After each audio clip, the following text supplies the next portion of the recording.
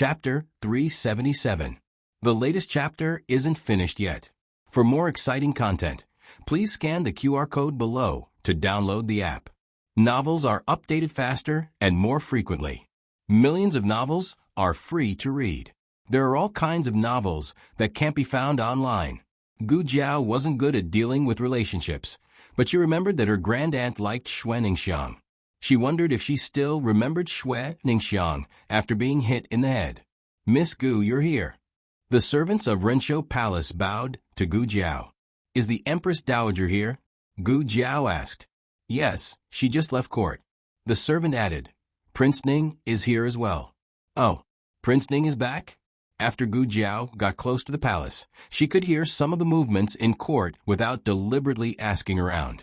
Prince Ning had taken Tang Yueshan north to suppress bandits a few days ago. Although it was called suppressing bandits, it was actually an excuse to investigate the situation at the border.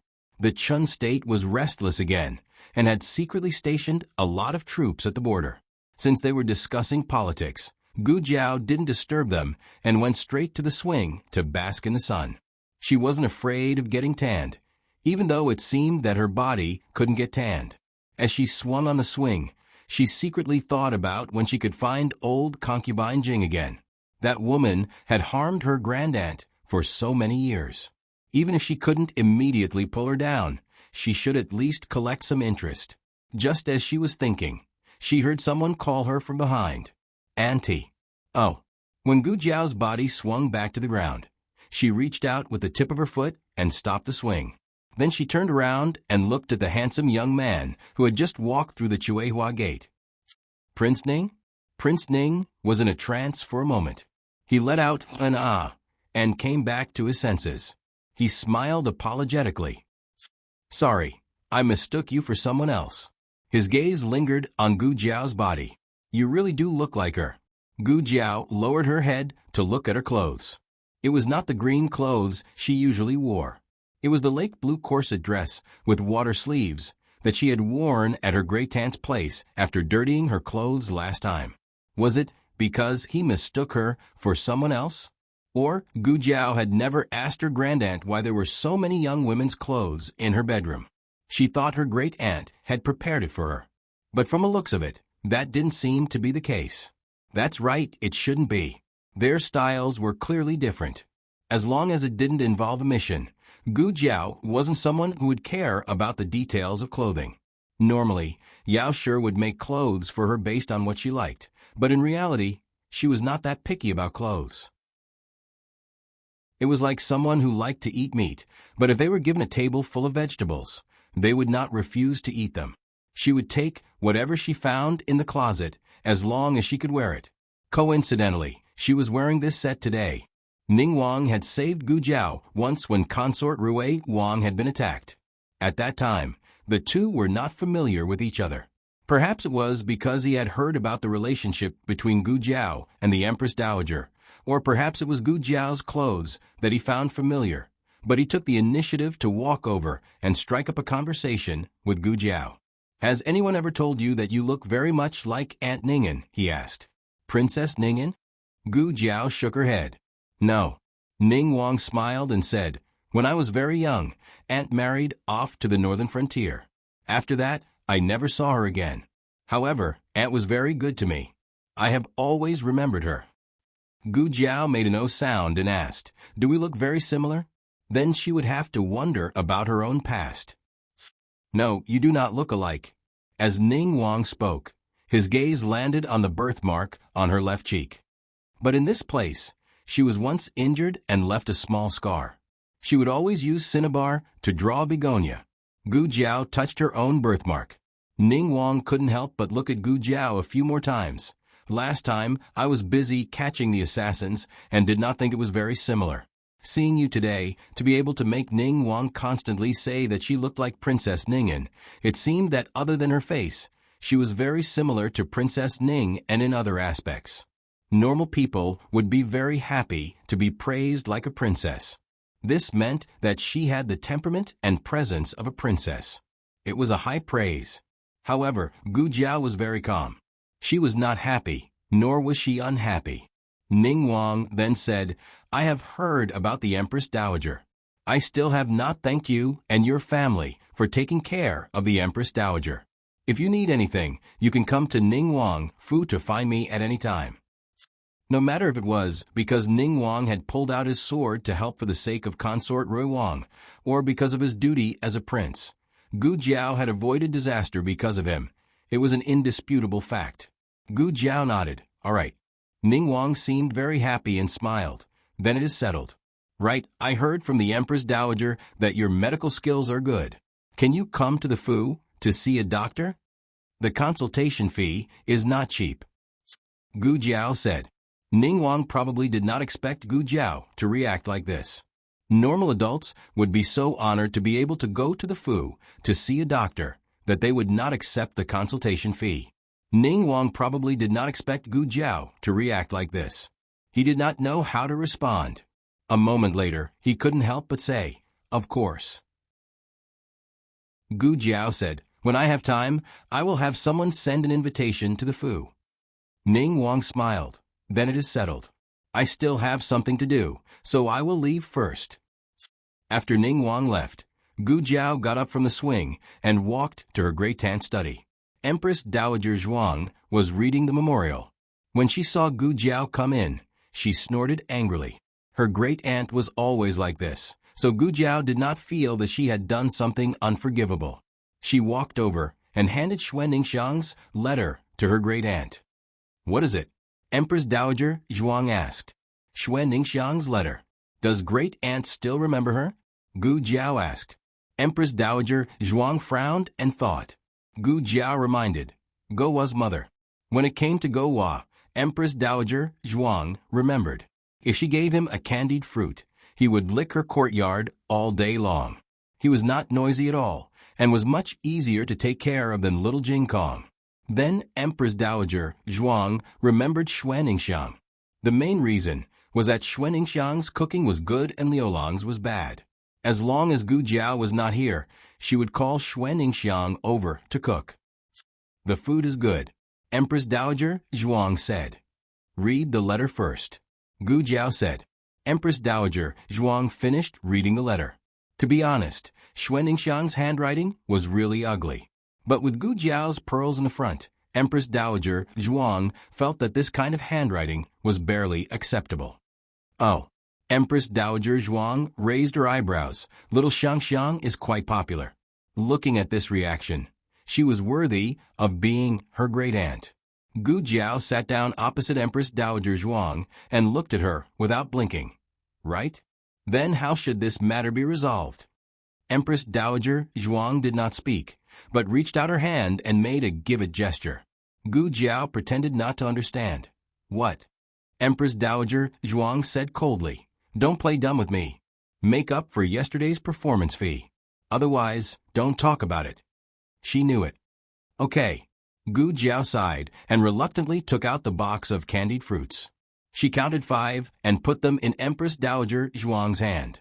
She said with a pained expression, There are only a few left. There is nothing to eat in Jingkong. Empress Dowager Zhuang was choked by Gu Jiao's exaggerated and painful acting skills. This girl did not enter the palace to fight for favor. Otherwise, who would be fooled by her acting skills?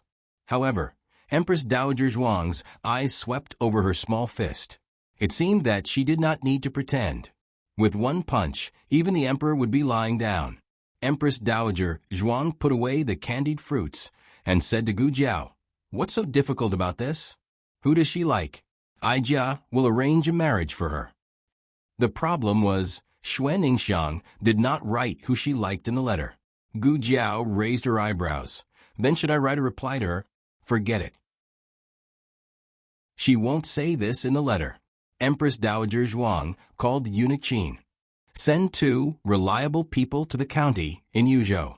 Empress Dowager Zhuang gave the order and Eunuch Qin left. This was the convenience of power.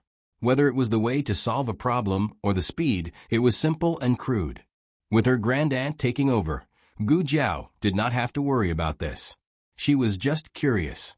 One was a middle-aged warm uncle. The other was an infatuated wolf puppy. Who would Xuan Ningxiang choose to marry? as Gu Jiao was thinking, a eunuch came from outside the door to announce that the emperor had come. The emperor came to ask Empress Dowager Zhuang to put on a show. Even if the emperor had slowly developed a dislike for concubine Jing, he would not see her true colors so quickly. Therefore, the emperor always thought that the murderer was still in the dark and had not made a move yet. Gu Jiao, who knew the whole truth, not only did she make a move, but she also smashed her own foot. Forget it. Just put on a show. It's not a bad thing. Her grand-aunt had tolerated the emperor for so many years without knowing that he had been drugged. Who could say that she did not care about the mother-son relationship in her heart? Gu Jiao also kept the truth from her grand-aunt. Therefore, her grand-aunt also thought that concubine Jing had not made a move. "Mother, do you want to go to the imperial garden today?" the emperor asked faintly. This was also a person with terrible acting skills. Empress Dowager Zhuang rolled her eyes and did not leave Rinshou Palace. Empress Dowager Zhuang was too lazy to act with him. Yes, why not? But she dragged out her words and deliberately looked at Gu Jiao. Gu Jiao understood. It was a candied fruit. She understood. She also wanted to see how effective the emperor was on her grand-aunt. Madame Nen had said that when a drugged person needed such a large amount of the guiding drug, it meant that the drug was about to lose its effect. She was not sure if it was concubine Jing's white drug or her grand-aunt's black drug that was about to lose its effect, or if both drugs were losing their effect at the same time. Gu Jiao made an okay gesture to her grand-aunt. Empress Dowager Zhuang raised her eyebrows and looked at her 5 candied fruits with satisfaction.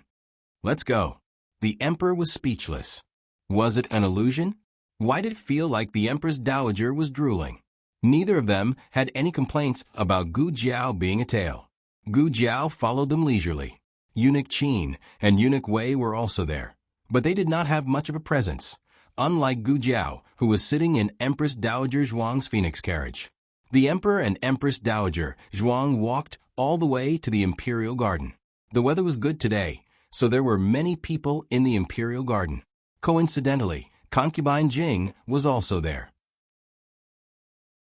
Empress Dowager Zhuang had already entered her role as soon as she left Rinshou Palace, and was not affected by concubine Jing's presence at all. However, the emperor, who was next to her, stiffened the moment he saw concubine Jing. He panicked, as if he had been caught red-handed. Concubine Jing looked at the emperor with a hurt expression. The emperor knew that he shouldn't have done this. His mother was the most important person to him, but he left her and Empress Dowager Zhuang to stroll around the garden. But Gu Jiao understood. The black medicine had only taken effect a little, and the emperor was not completely disgusted with concubine Jing yet. He was probably feeling guilty and complicated at the moment. Gu Jiao guessed that old concubine Jing had expected this, which was why she wanted to come out and see for herself how far the relationship between the emperor and the Empress Dowager had progressed. This could very well affect the next step of her plan. Empress Dowager Zhuang did not know. She was just acting for concubine Jing. It was good that she was here in person. She did not have to tell her through someone else, and the effect would be reduced. Empress Dowager Zhuang looked at the emperor gently and took out a handkerchief to wipe the non-existent sweat on his forehead. "Hunger, what's wrong? Are you not feeling well? Let's go sit in the pavilion." No. The emperor came back to his senses, but he did not avoid her touch. Concubine Jing's eyes darkened. Isn't that your mother?" Empress Dowager Zhuang acted as if she had just seen concubine Jing. There was no mistake in her tone and gaze. "Eunuch Qin, go invite concubine Jing over." Yes. Eunuch Qin went to invite concubine Jing. Even Nurse Kai knew that it was very irrational to go over at this time, but sometimes people who had won half their lives would think that they could control everything. Concubine Jing agreed. They sat down in the pavilion. There were 4 stools. Empress Dowager Zhuang sat next to the emperor, and Gu Jiao sat on the other side of the emperor. This caused concubine Jing to sit directly across from the emperor. Hong has lost weight recently. He needs to eat more. Empress Dowager Zhuang gently picked up a piece of crab cake and handed it to the emperor. "His Majesty doesn't eat crab cake. Concubine Jing reminded gently. Empress Dowager Zhuang. I forgot that this silly son is picky. Empress Dowager Zhuang said calmly. He likes it now. Really? His Majesty? She smiled and gave him a threatening look. The emperor frowned and took the crab cake with disgust. Empress Dowager Zhuang's handkerchief fell to the ground and was stepped on by herself. She picked it up. Then she took the handkerchief and smeared it on the emperor's mouth. Why is your mouth full just like when you were young? Come, let mother wipe it for you. The emperor's temples throbbed. Do you want to die? Don't think I didn't see that you stepped on the handkerchief. The two's eyes fought back and forth a dozen times, but Concubine Jing didn't see it that way. They were clearly very close. Concubine Jing didn't know that they were acting and thought that they were really starting to reconcile. Jealousy surged in her heart and she tore the handkerchief in her hand. Digression, Good morning? The latest chapter of this book isn't finished yet. For more exciting content, please scan the QR code below to download the app. Novels are updated at a faster rate. Millions of novels are free to read. Novels with content that can't be found online are all available here. https://www.zhbqg.com/896422_89642/111101339. HTML Genius memorized this website's address in 1 second. www.zhbqg.com Biku Pavilion Mobile Reading Website. zhbqg.com. Chapter 378. The latest chapter isn't finished yet. For more exciting content, please scan the QR code below to download the app. Novels are updated at a faster rate. Millions of novels are free to read. Novels with connotations that can't be found online are all available here.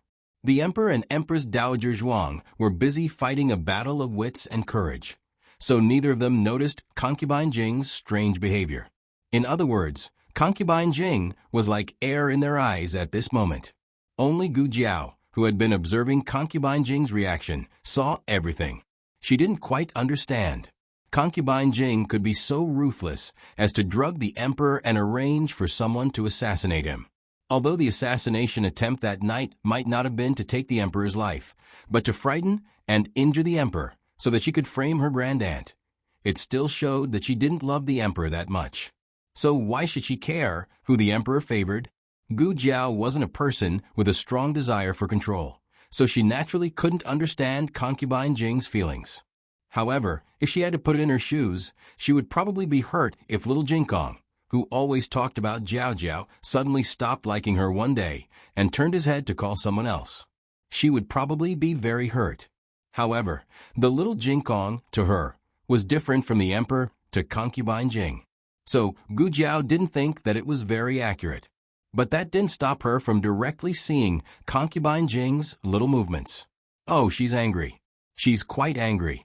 Gu Jiao rested her chin on her hands and looked at Concubine Jing with interest. Concubine Jing's senses weren't so weak in the past, but perhaps because she was too angry, it took her a while to notice two strange gazes on her. She turned her head and met Gu Jiao's gaze.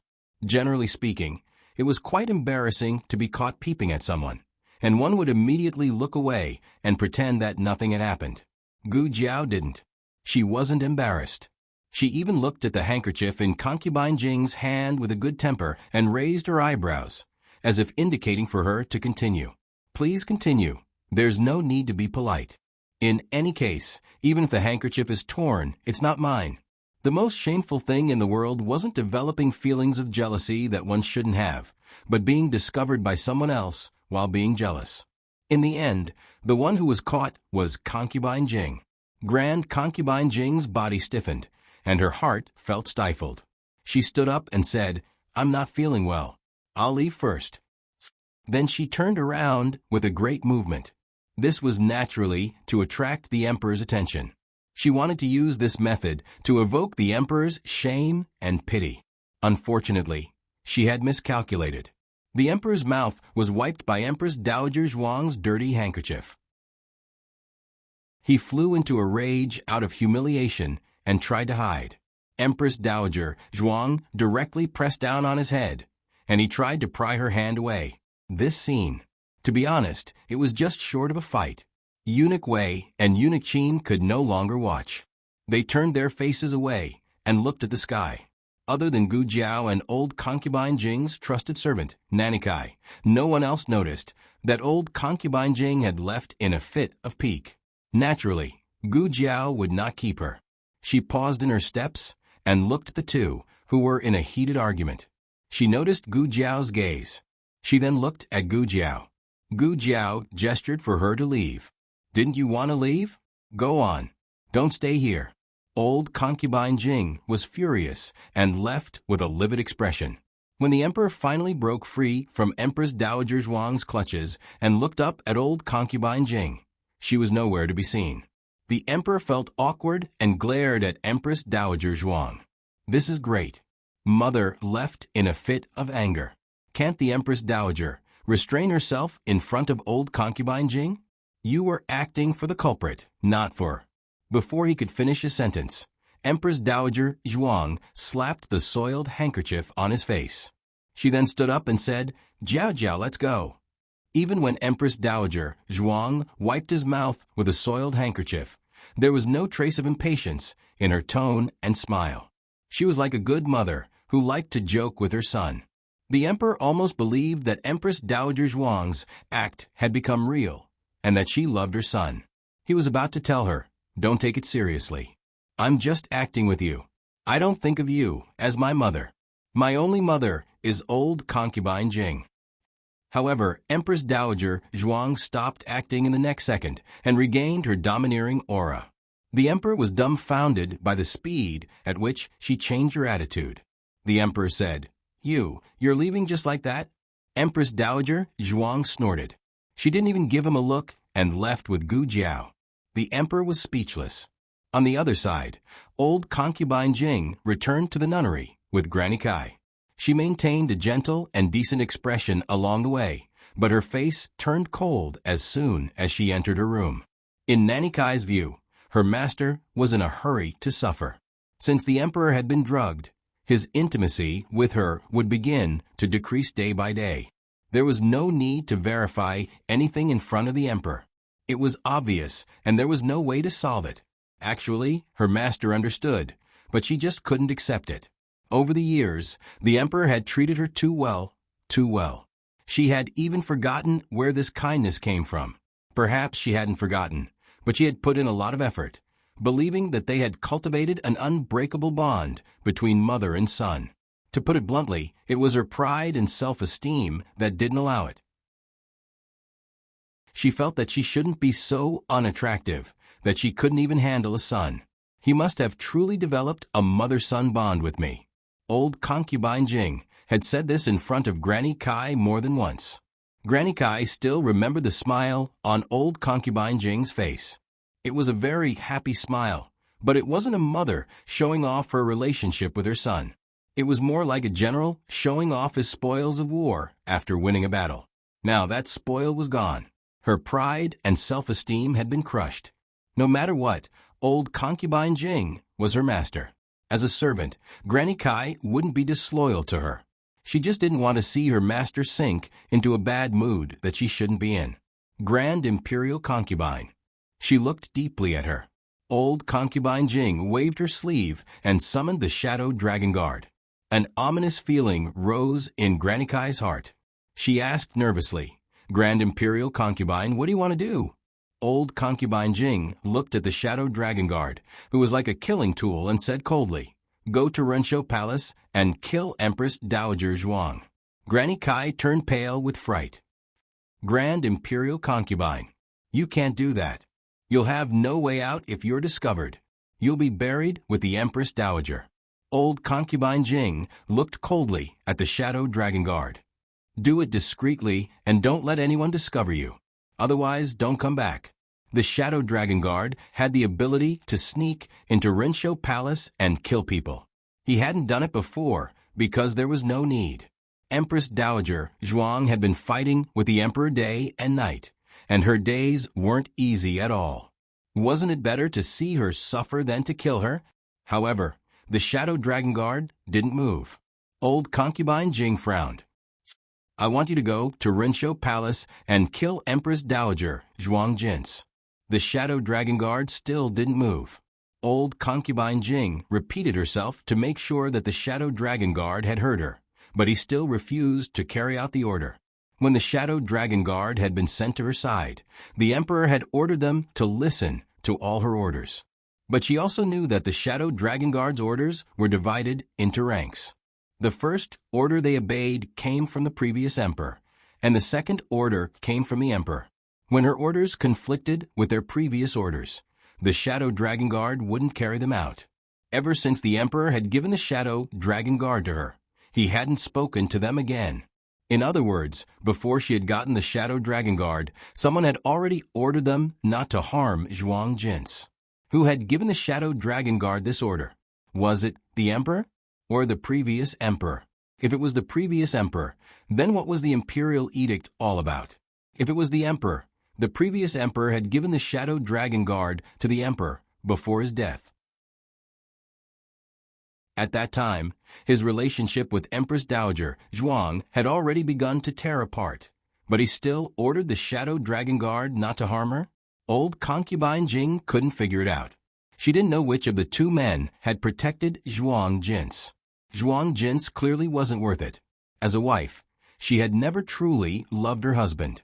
She had used the previous emperor for his entire life and turned his entire harem into leeks in her bowl.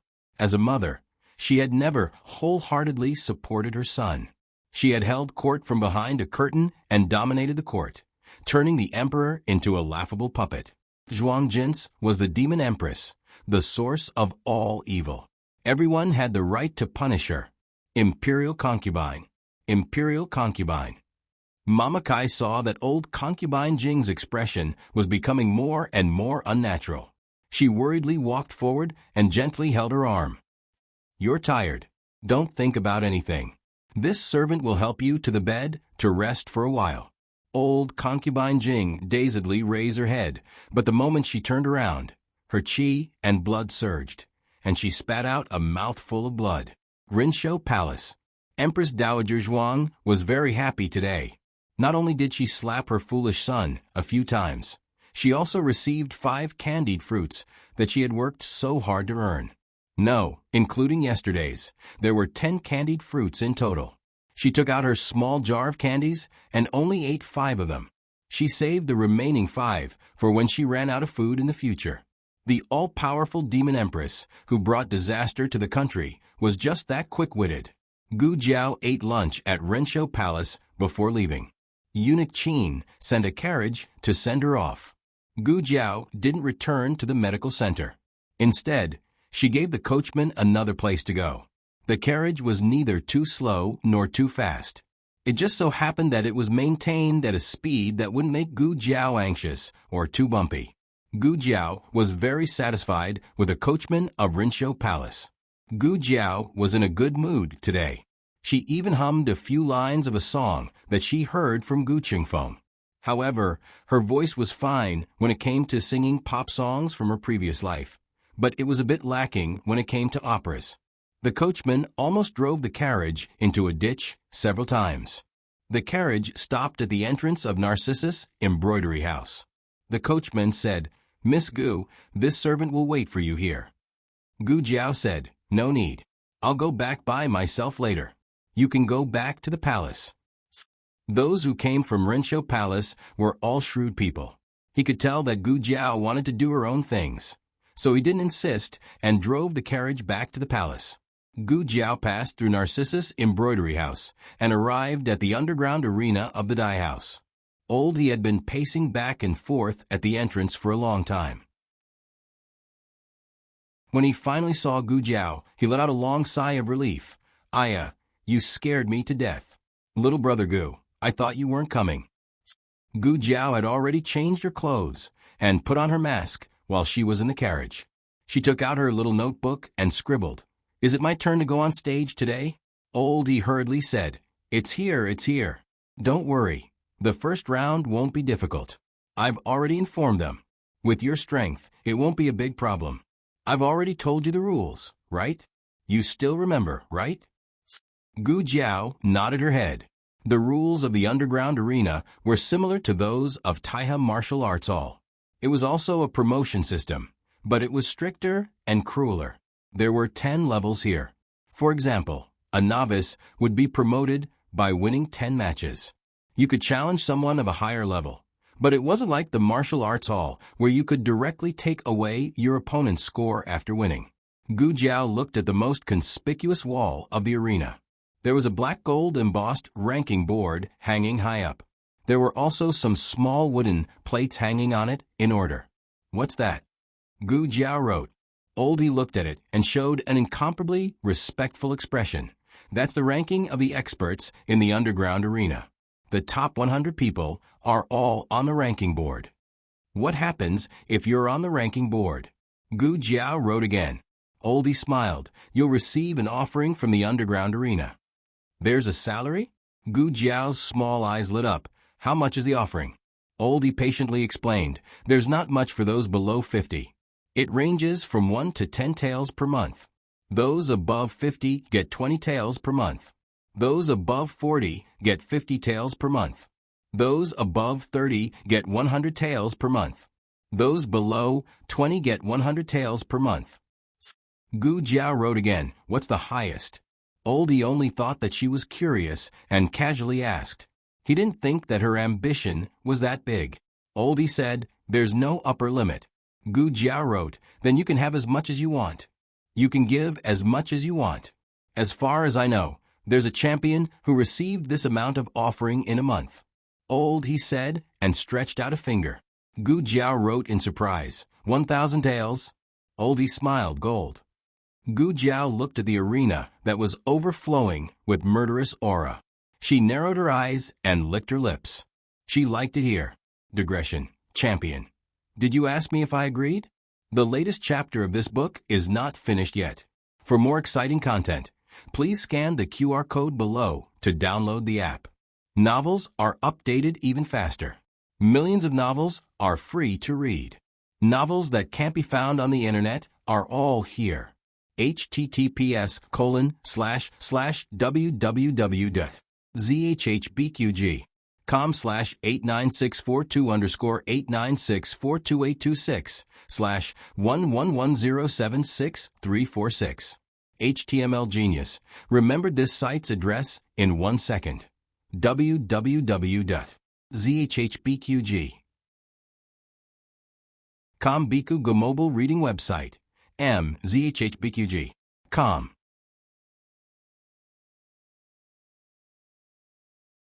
Chapter 379. The latest chapter of this book is not finished yet. For more exciting content, please scan the QR code below to download the app. Novels are updated even faster. Millions of novels are free to read. Novels with content that can't be found online are all available here. Do well, you'll have a chance. Uncle Ho patted Gu Jiao's shoulder with a smile. What kind of joke was this? How could there be a chance? He had brought this kid into the arena himself. He didn't brag, nor did he belittle others. If he worked hard, there was still some hope for him to be in the 70th or 80th position. But painting a pie in the sky for others was not a bad thing. Oldie saw that the young man was full of vigor and wanted to tell him that if he could become the top of the list, it would not be as simple as a consecration. Unfortunately, before he could speak, Gu Jiao had already impatiently gone to find her own competition platform. The arenas were randomly arranged. There was no such thing as an exclusive arena. She was arranged to be in the West Arena. When Gu Jiao first came to the underground arena, the battle in the West Arena left the deepest impression on her. It was bloody and brutal. Gu Jiao seriously suspected that the shirtless man had beaten his opponent to death. Gu Jiao was the first to go up the arena. According to the rules of the underground arena, when one went up to the arena, there would be 2 square plaques on both sides of the arena. The plaques would have the name and rank of the duelist. Usually, they would use a title or an alias. For example, Gu Jiao's plaque had the words, Xiong Batian, no rank. Originally, Gu Jiao wanted to call him Long Outyen. But Uncle Ho said that the word long clashed with the word Tian. So Gu Jiao settled for the next best thing. When he saw this name, Uncle Ho's mouth twitched for a few seconds. Xiong Batian's name was not bad. Everyone thought that it would be a burly man with a face full of beard. But in the end, it was a clean and tidy young man. Gu Jiao was tall for a woman, but in the underground arena full of strong men, she was a little petite. Everyone looked again. He didn't even have a rank. He was a newbie. Their interest instantly decreased by half, and they all turned to look at other arenas. This situation changed when Gu Jiao's opponent's plaque was raised. The square plaque read, Blade Mountain Warrior, Level 2 Master. The people who had left came back with a whoosh.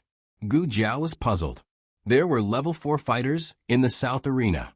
Why did they stop for a mere Level 2 fighter? Soon, Blade Mountain guest arrived. Gu Jiao understood what was going on. This Knife Mountain warrior was the bare-chested, brawny man she had seen in the West fighting ring.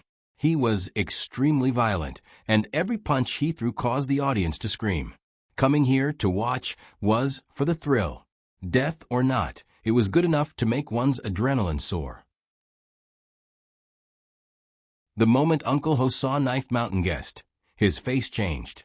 What happened? How could it be him? Didn't you say that you're also a newbie? Surname Ju.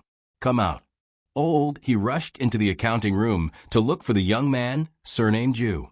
Zhu Yun was in the middle of accounting, and did not even lift his eyelids. Why are you so rash? Uncle Ho was so angry that his whole body trembled. You didn't keep your word. How could you arrange this person for him? Didn't you say that he's a newbie? You've already taken the money. Zhu Yun said slowly, Let me correct one thing first. The money was given to the arena. I did not pocket it. Furthermore, anyone within Level 3 can fight each other. I did not break the rules of the arena. Uncle Ho clenched his fists. But you said, Zhu Yun said innocently. I did say that, but that person had something to do, and could not come. He stood me up. What can I do? The only one who can take his place is Blade Mountain Guest.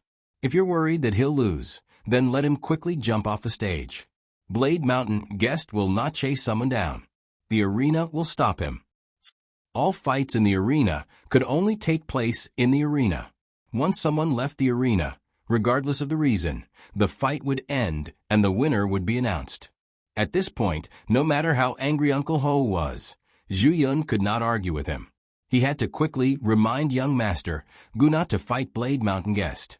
Hurry up and admit defeat. He would pay for the money he lost. That's right. Unlike Taiha Martial Arts School, the duelists here would get a share of the money if they won, and a fine if they lost. The fine would be deducted from the initial deposit. After that, the duelist would lose the right to fight in the arena. Gu Jiao's deposit was given by Uncle Ho. Uncle Ho did not plan to ask Gu Jiao for it. As for why Uncle Ho was so nervous, it was because of Blade Mountain Guest's strength. He had come to the arena last month, and in a short month, he had defeated more than 20 masters. He only needed one more fight before he could move up a level. One could only imagine how fierce he would be in this fight. The Knife Mountain Man was so popular that he had surrounded the West fighting ring. Everyone was in high spirits. Old Ho tried his best, but could not squeeze his way in. He was so anxious that he jumped in the crowd and waved at Gu Jiao. Gu Jiao saw him and waved back. Come down. Uncle Ho changed to waving. Seeing that Gu Jiao did not understand, he pointed at Blade Mountain Guest, then pointed at Gu Jiao, and made a throat-slitting gesture. It meant, he will kill you. Come down quickly. Gu Jiao made an O sound and made an OK gesture. Hurry up and KO this Blade Mountain Guest, then rush to the next fight. Okay, she understood. Oldie did not understand what this gesture was, but Gu Jiao nodded at him. She should have understood what he meant, right? The gongs and drums sounded, and the duel began. Everyone let out a fanatical cry, Blade Mountain Guest. Blade Mountain Guest. Blade Mountain Guest. Blade Mountain Guest moved his neck, clenched his fists, and walked towards Gu Jiao with contempt. Uncle Ho was anxious. Why are you still not coming down? Come down. Come down. Come down quickly. Sigh. Why are you in such a hurry? Okay, as you wish. Gu Jiao tiptoed, and her body flew up like a swan. She threw a punch at Blade Mountain Guest.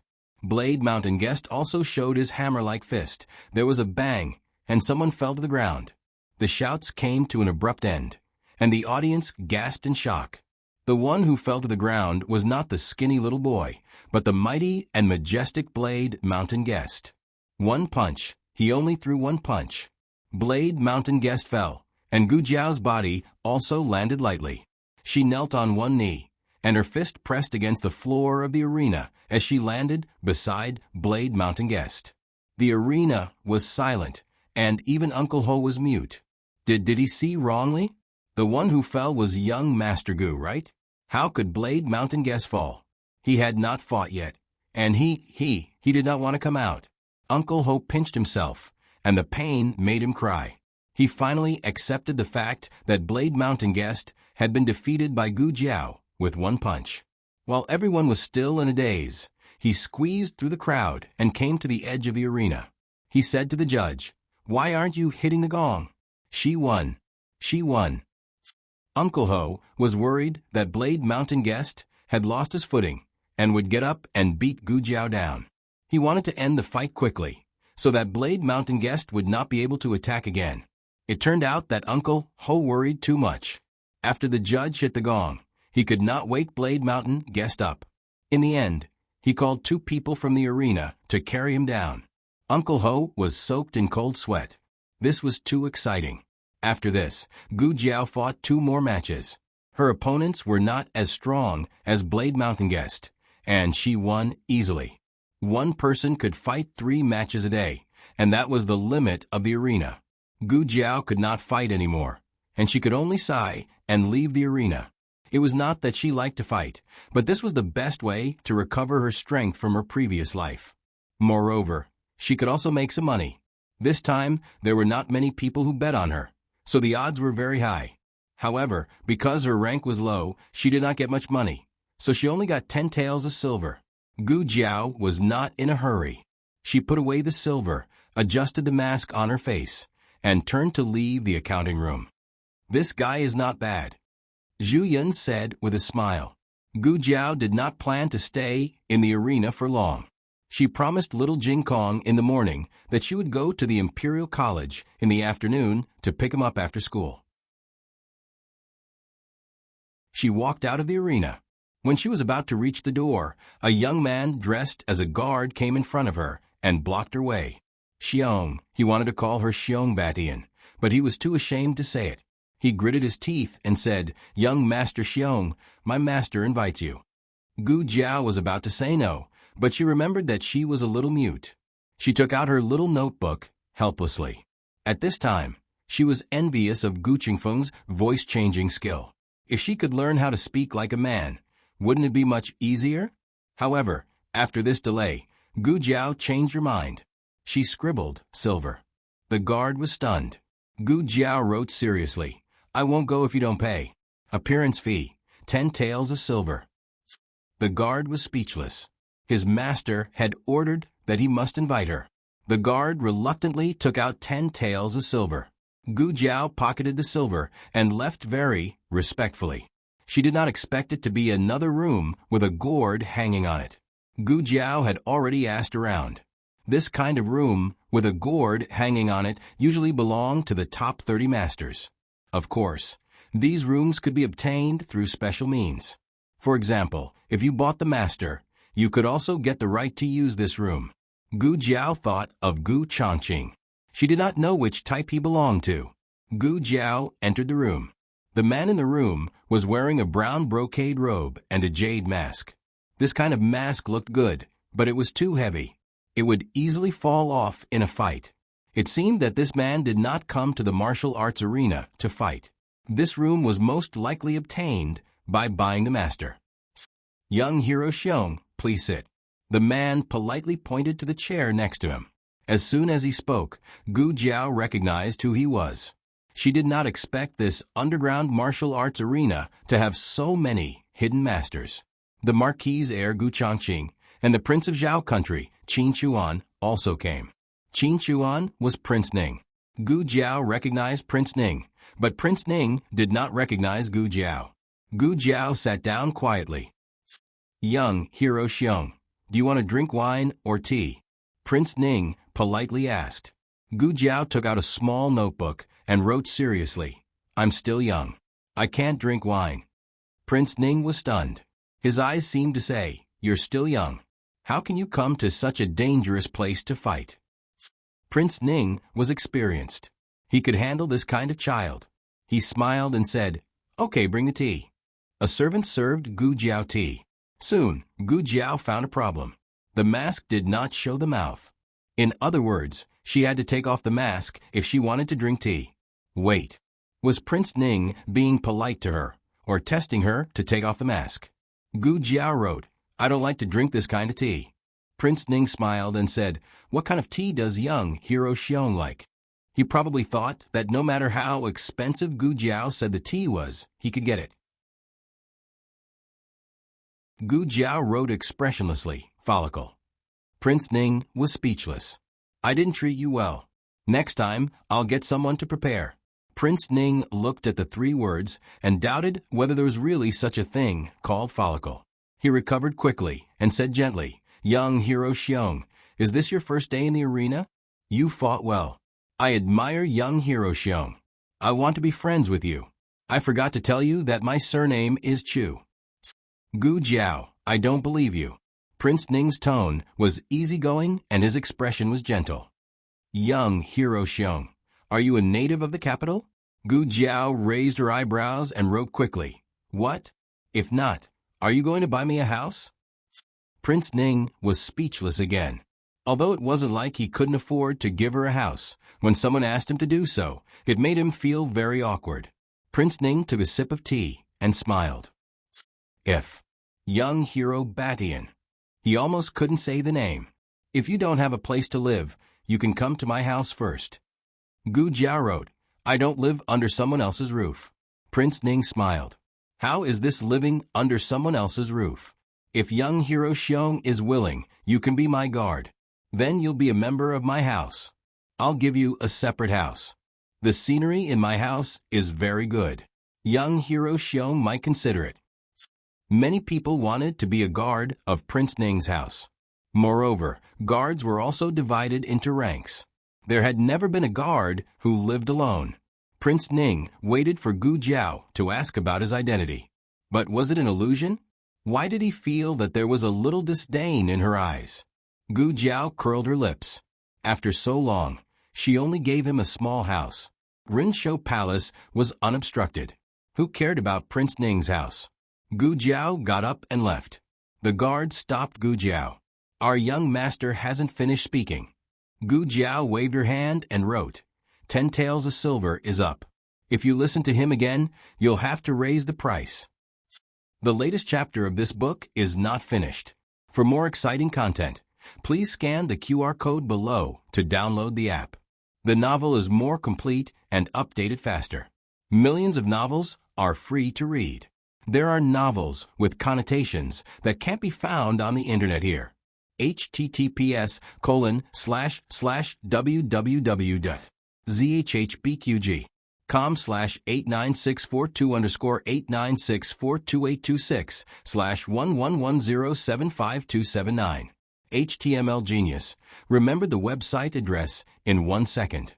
www.zhbqg.com Bikuga mobile reading website.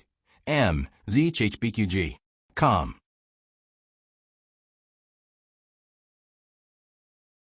Chapter 380. The latest chapter of this book is not finished yet. For more exciting content, please scan the QR code below to download the app. Novels are updated faster. Millions of novels are free to read. Novels with content that can't be found on the internet are all available here. King Ning was considering whether he should raise the price or not. Why did he have to think about it? It was not that he couldn't afford it, but that this young man didn't play by the rules. He felt that it was meaningless to continue the discussion.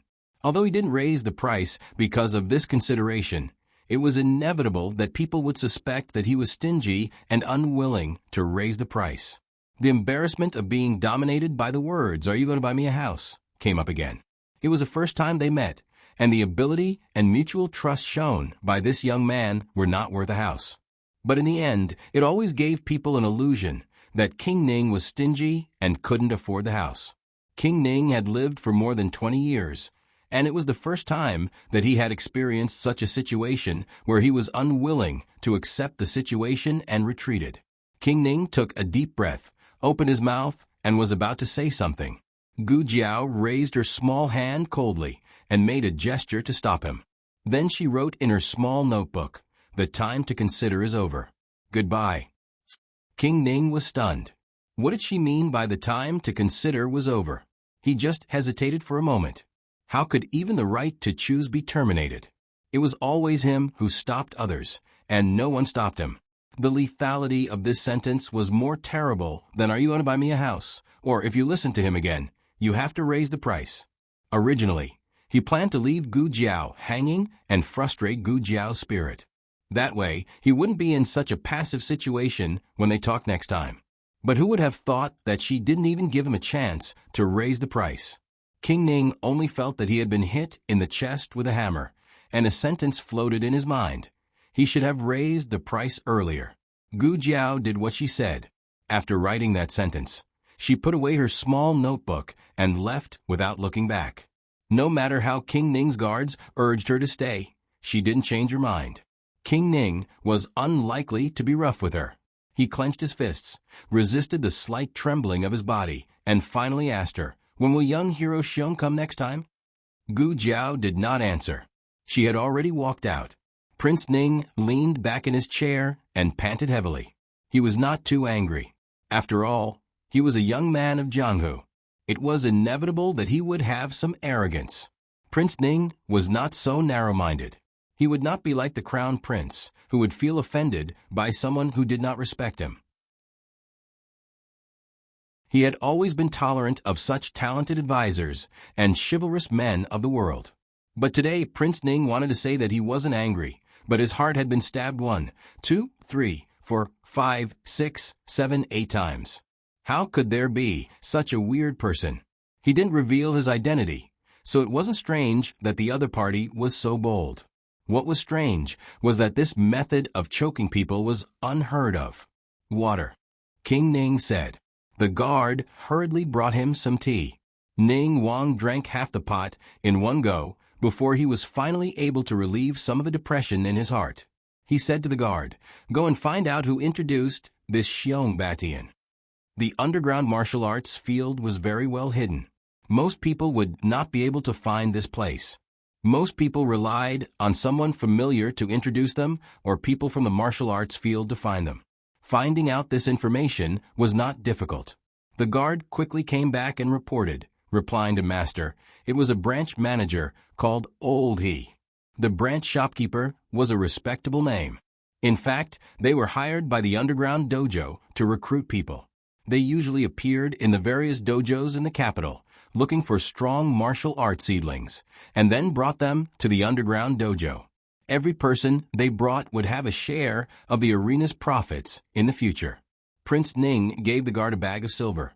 "Go and tell him that the next time Xiong Batian comes, tell him to come to my residence and inform me." "Yes," the guard replied. The residence that Prince Ning was talking about was not his own residence. It was another residence. Prince Ning would not easily reveal his identity.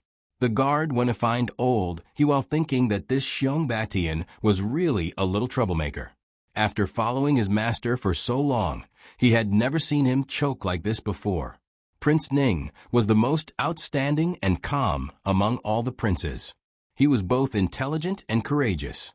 He was highly talented and was the role model of all the princes.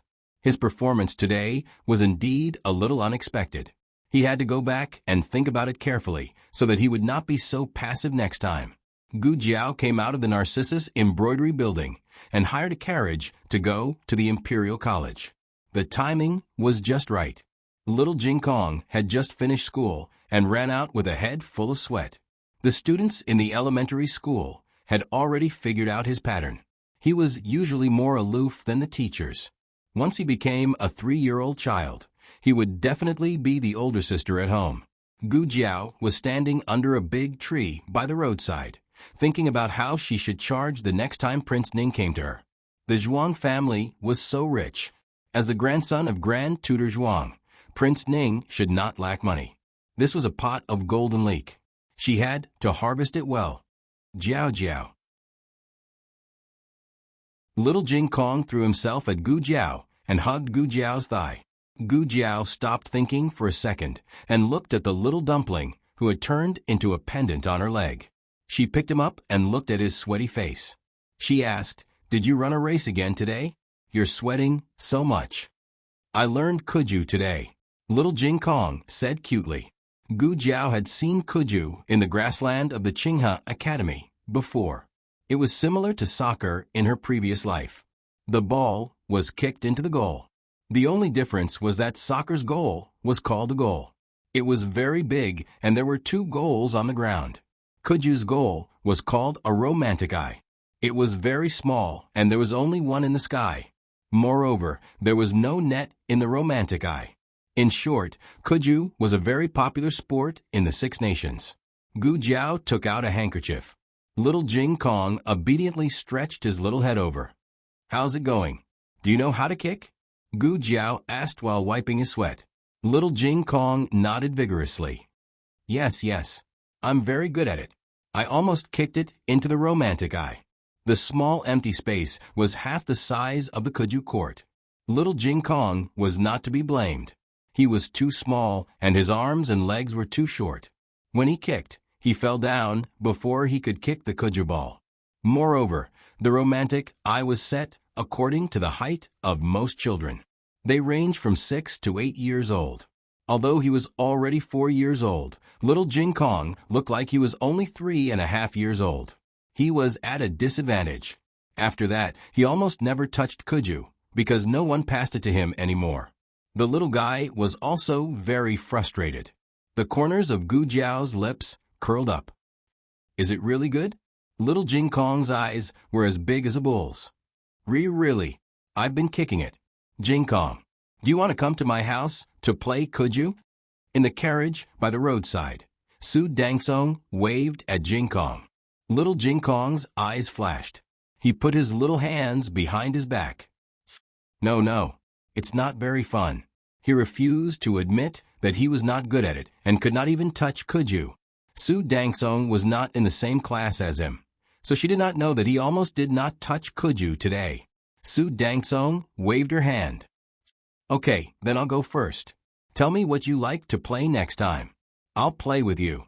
"Okay," Little Jing Kong answered vaguely. After Gu Jiao wiped Little Jing Kong's sweat, she held his hand and went back to Qingshui Alley. After they went back, Gu Jiao made a Kuju ball for Little Jing Kong. She also took down the shelf where she dried the herbs and made a romantic eye beside the crabapple tree in the backyard. It was slightly bigger than the one in the academy and was at a height suitable for Little Jing Kong. Little Jing Kong came out after finishing his homework and saw the Kuju ball on the threshold. Wow! His big eyes lit up and his eyelashes fluttered. His little eyelash fairy was just like this. He bent down, picked up Kuju with his small hands, and ran towards the rear courtyard. He saw the flirtatious eyes, who was obviously shorter than the directorate, and pounced over excitedly. He put down the Kuju ball, tiptoed, and hugged the big romantic eye. Xiao Lulang went on a business trip again. This time, he was in the capital. The Examination Institute was holding a random examination for some of the officials of the 6 ministries. The examination would last for 3 days. As one of the invigilators, Xiao Lulang would enter the Examination Institute with the officials. It was not the first time Xiao Lulang came to the Examination Institute. However, he used to sit in the examination shed, but now he was sitting in the invigilator seat. He did not need to mark the papers. After the examination, 3 days later, he could leave with the officials. Xiao Lulang was not at home. Gu Jiao went to the underground martial arts arena again the next day. He took the money from Prince Ning's bodyguard, but he did not immediately send the message to Prince Ning. Instead, he found Gu Jiao and told her about it. This kind of thing was not rare in the martial arts arena. Many big shots would secretly bribe masters. However, these big shots were all famous in the capital. Generally, they would not let the people in the martial arts arena know their true identity. If you want to see him, I'll send the message to him now. If you don't want to see him, I'll walk slowly. When the message arrived, Gu Jiao had already left. This was not a dereliction of duty.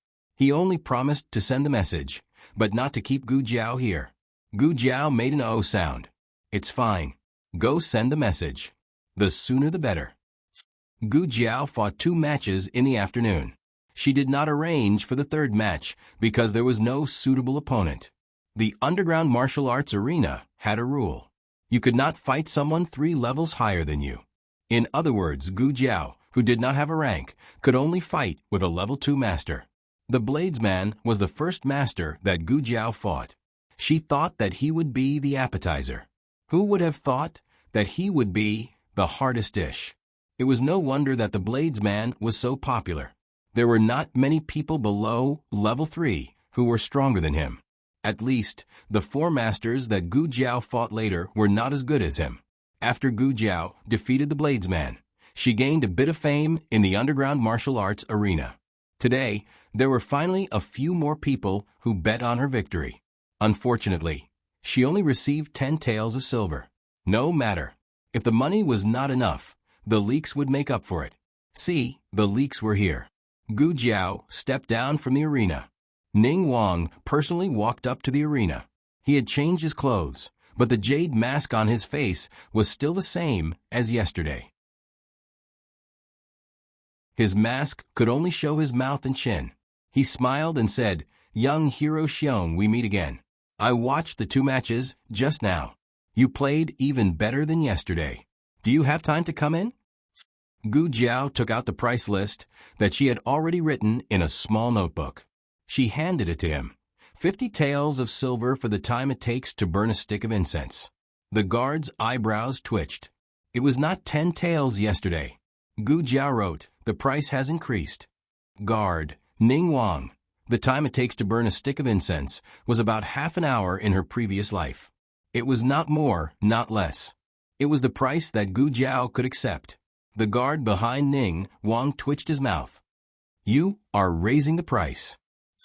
Gu Jiao, congratulations, you got it right. Ning Wang also felt that the price was too high. It should be known that 50 taels of silver was enough to buy a master outside. However, with the lesson of the past, Ning Wang did not dare to hesitate today. Moreover, with his wealth, 50 taels of silver was not worth mentioning. Okay. He agreed. Gu Jiao accepted the money before entering the room with him. Ning Wang had just sat down when he saw Gu Jiao light an incense stick on the table. "Ning Wang, young Hero Xiong, to be honest, I came to find you not only to make friends with you, but also to make a deal with you." Making a deal was the strategy that Ning Wang came up with last night. Since this young man called Xiong Batian was so greedy, then he would use money to make him bend. There was no need to force him to come to his side as a guard. Gu Jiao quickly wrote, "The deal will be charged separately. The fee will not change." Ning Wang's mouth twitched, and he smiled. "Of course, I will not treat young Hero Xiong unfairly." In another room with a gourd hanging, a luxuriously dressed man and a fairy-like woman slowly sat down. They had just arrived. They had something to do today, so they came a little late. "Is there Knife Mountain guest today?" The woman, wearing a veil, asked. The servant said, "Madam, Knife Mountain guest was injured in a fight yesterday. He can't get out of bed today." "Oh, he's injured?" The woman was surprised. Who injured him? In the woman's impression, Knife Mountain guest should be unrivaled in his current level. The servant said, "A new young man. He looks weak, but his moves are very powerful. He defeated Knife Mountain guest with 1 move, and then won 3 matches in a row." Winning 3 matches in a row was nothing. But to defeat Knife Mountain, guest, with one punch, was beyond the woman's expectations. "Your Highness." The woman looked at the man. The man asked, "Where's that young man?" The servant thought for a moment and said, "He just finished the fight. It seems that he was called away." The man said, "Go see if he left. If he hasn't left, bring him to see me." The woman looked at him worriedly. "Your Highness." The man held her hand and smiled. "Lin Lang, don't worry. I will send someone to take you to the Yen Kingdom." The latest chapter of this book is not finished yet. For more exciting content, please scan the QR code below to download the app. Novels are updated faster. Millions of novels are free to read. Novels that can't be found online are all available here. https://www.zhbqg.com/89642_8964226/111045604. HTML Genius, memorize the website's address in 1 second. www.zhbqg.com Biku Go mobile reading website. zhbqg.com.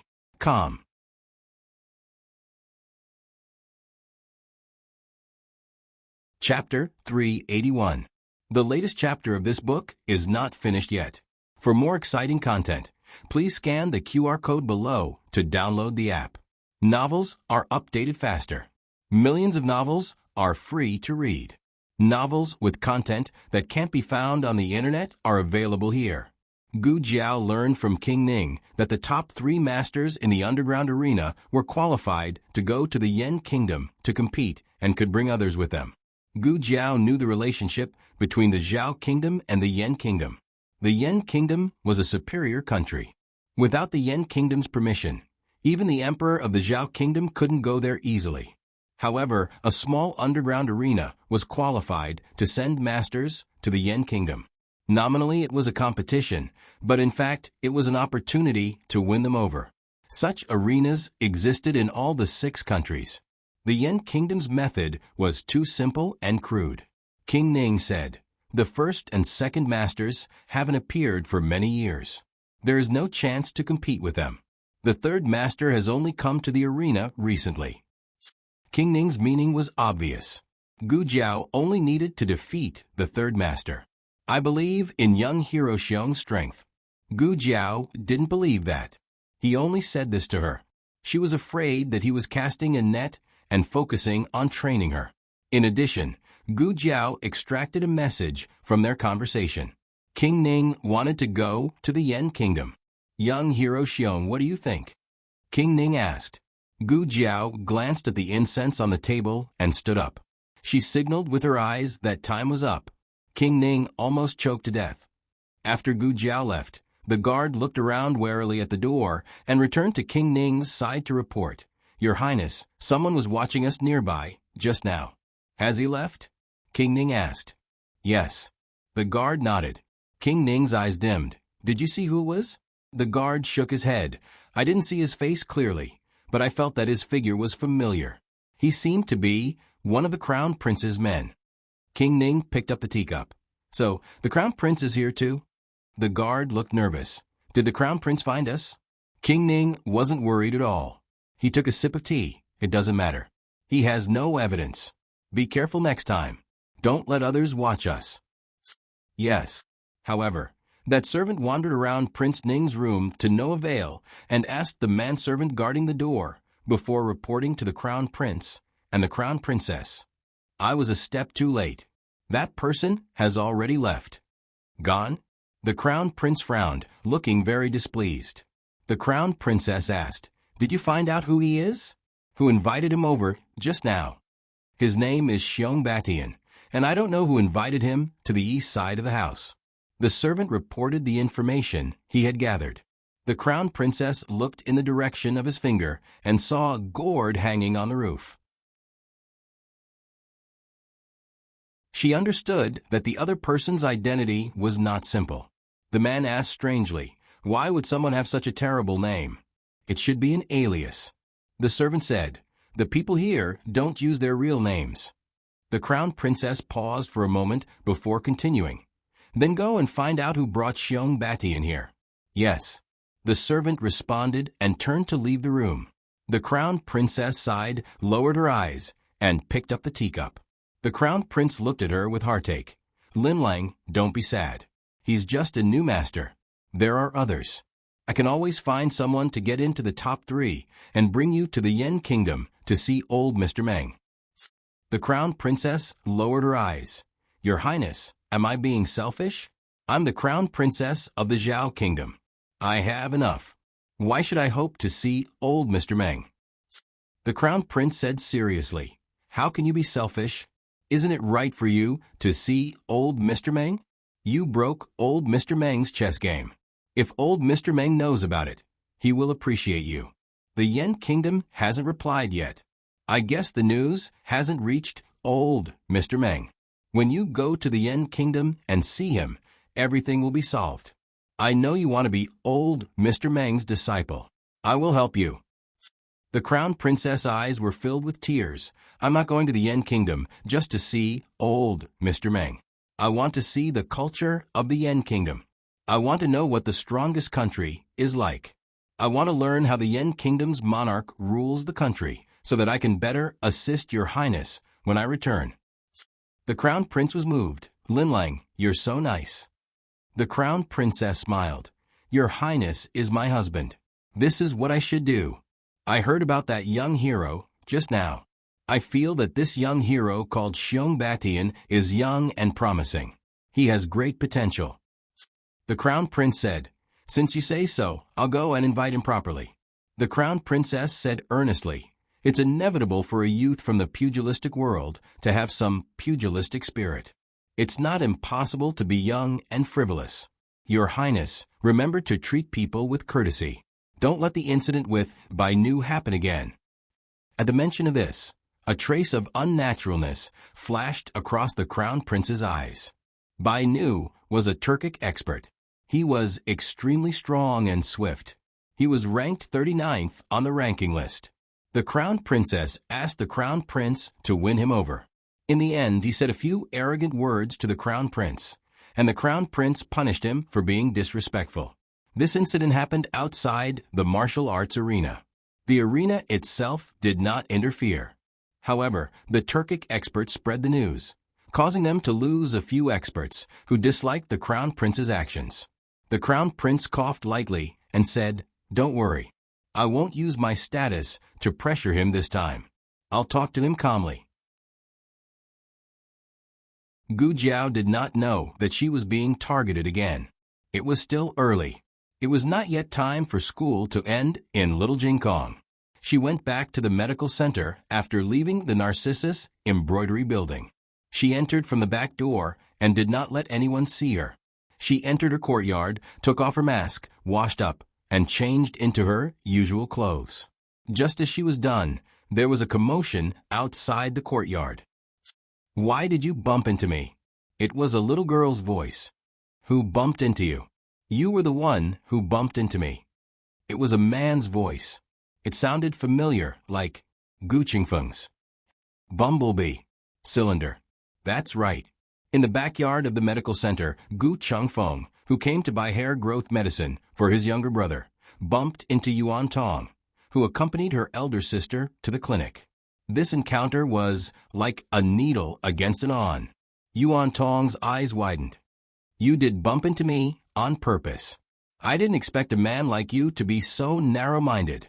You're bullying a woman. Gu Qingfeng raised his right foot in anger. Who bullied you? Look at my shoe. You were the one who stepped on me. I didn't say anything, but you're accusing me of bumping into you. You're being unreasonable. Yuan Tong took a closer look. There was indeed a shoe print on it. Her eyes flashed and she stuttered. Who? Who told you not to look at where you're walking? Gu Chengfeng chuckled. I don't look at where I'm walking? Fine, even if I don't, you should have eyes. Why didn't you dodge? So you saw that I didn't have eyes. So you purposely stepped on my foot and bumped into me. Gu Chengfeng didn't mean anything else, but in Yuan Tong's ears, it sounded like she was shameless, unreserved, and purposely trying to attract his attention. Yuan Tong was furious. You're shameless. Gu Chengfeng coldly said, "Who's shameless?" Yuan Tong huffed. "Who's the shameless one?" "You humph." Yuan Tong, come back. At the back door of the hall, the pale-faced Taoist nun spoke to Yuan Tong with the help of a maid. Yuan Tong turned around and walked over with a pale face. "Elder sister, why did you get off the carriage? Didn't I tell you to wait in the carriage? I'll go get Miss Gu for you." Gu Chengfeng had no grudge against the Taoist nun. Seeing that she was so ill, he didn't want to argue with her younger sister. He snorted and turned around to leave. Gu Jiao came out just as he arrived at the door of the small courtyard.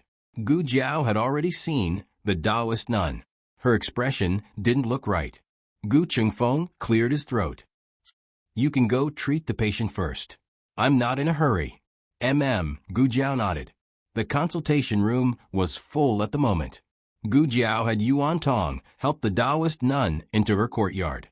Gu Jiao couldn't go in, so he waited in the hall for a while.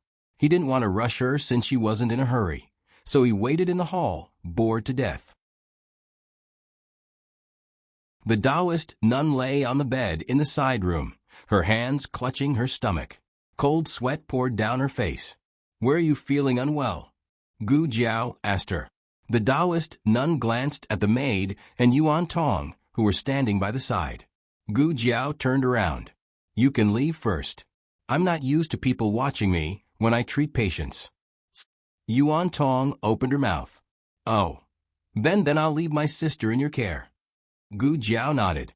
Yuan Tong and the little servant girl retreated. Gu Jiao looked at the Taoist nun again. "Can you tell me where you're feeling unwell now?" The Taoist nun hesitated, as if she was too embarrassed to speak. After a while she muttered, My stomach hurts. Let me take a look." Gu Jiao took her wrist and began to feel her pulse. The Taoist nun lost her usual composure when she saw Gu Jiao's silence. She bit her lip and whispered, Am I going to have a miscarriage?" "A miscarriage?" Gu Jiao wondered if she had heard wrong. Gu Jiao looked at the Taoist nun's wrist, then at her face. The Taoist nun's eyes reddened and she burst into tears. "I knew it. I'm going to have a miscarriage. My baby is gone." Gu Jiao didn't know what to say. "Wait, what did I miss?" The little Taoist nun cried very sadly. She sobbed and hiccuped, causing Gu Jiao to listen for a long time before she understood the whole story. It turned out that something indescribable had happened between Gu Changqing and the Taoist nun in the carriage on the day they were rescued. "I started it. I tore his clothes. I couldn't control myself. My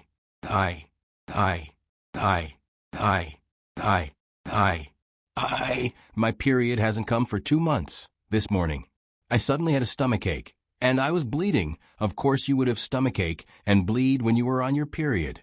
Gu Jiao looked at her with an indescribable expression. "You're just having an irregular menstrual period. You're not pregnant," Gu Jiao said.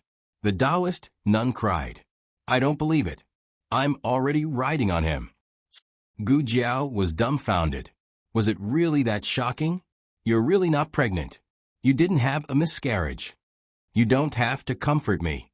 I know the baby is gone," sob. Gu Jiao didn't know what to say. She had been a doctor for 2 lifetimes, but this was the first time anyone had questioned her skills. Forget it. Whoever started the trouble should end it. Gu Jiao called Gu Chengfeng over and told him to bring Gu Changqing here. Gu Jiao didn't say anything, so Gu Chengfeng didn't expect it to be related to the Yuan family. Coincidentally, Gu Changqing was in the manor today, so Gu Chengfeng quickly brought him over. Gu Jiao used the excuse of buying medicine and food to send Yuan Tong and the maids away, then brought Gu Changqing into the courtyard. Gu Jiao also wanted to enter the room, but Gu Chengfeng mercilessly refused. In the side room, the Taoist nun had cried herself to sleep. Gu Jiao told her situation to Gu Changqing. Gu Changqing had not expected that this matter would be brought to the surface in such a way. His face, which had never changed in 10,000 years, instantly turned red. "There's no such thing." He took a deep breath and pinched his fingers. "I didn't do it with her." Gu Jiao raised her eyebrows. Oh, you only touched and rubbed. No. Gu Changqing wanted to say that he didn't, but he choked on his words. He turned around, his face red as he said seriously, "Anyway, she won't get pregnant. She's still a virgin." Men always knew more about this than women. Gu Jiao didn't doubt the reliability of Gu Changqing's words. She pointed at him and said, "Then you explain it to her yourself. It's getting late. I have to go pick up little Jingkong." She carried the small basket on her back and left without hesitation. Gu Changqing wanted to call her, but didn't have time to stop her. Gu Changqing was in the room. He didn't know whether to stand or sit. No one knew what kind of shame and torment he went through while waiting for the Taoist nun to wake up. What happened that day was indeed an accident. He didn't want to get married in this lifetime. However, they did have physical contact. If she couldn't get over it like Gu Jinyu, then he would take responsibility for her and propose marriage. But after she woke up, she said she didn't want to get married. This matter became a secret between the two of them. Who would have thought she thought she could get pregnant like that? And she cried when she had a miscarriage. Could it be that she planned to give birth to the child in secret, without telling him at all? He was the father of the child. No, there was no child. He was almost led astray. Gu Changqing helplessly pinched the space between his eyebrows. At this moment, the Taoist nun on the bed slowly woke up. She was still immersed in the great sorrow of losing her baby. When she saw Gu Changqing, she didn't care that she didn't have any feelings for this man. She suddenly felt very wronged and grabbed Gu Changqing's hand. "Sob, sob, our baby is gone," Grand Secretary Yuan, who had rushed over after receiving the news, had just arrived at the door when he heard this sentence. Grand Secretary Yuan. The latest chapter of this book isn't finished yet. For more exciting content, please scan the QR code below to download the app. The novel will be updated even faster. Millions of novels will be read for free. There are all kinds of novels that you can't find online. https://www.zhbqg.com/8964_89642826/111045022. HTML Genius memorize the website address in 1 second. www.zhbqg.com Bikuga mobile reading website. zhbqg.com.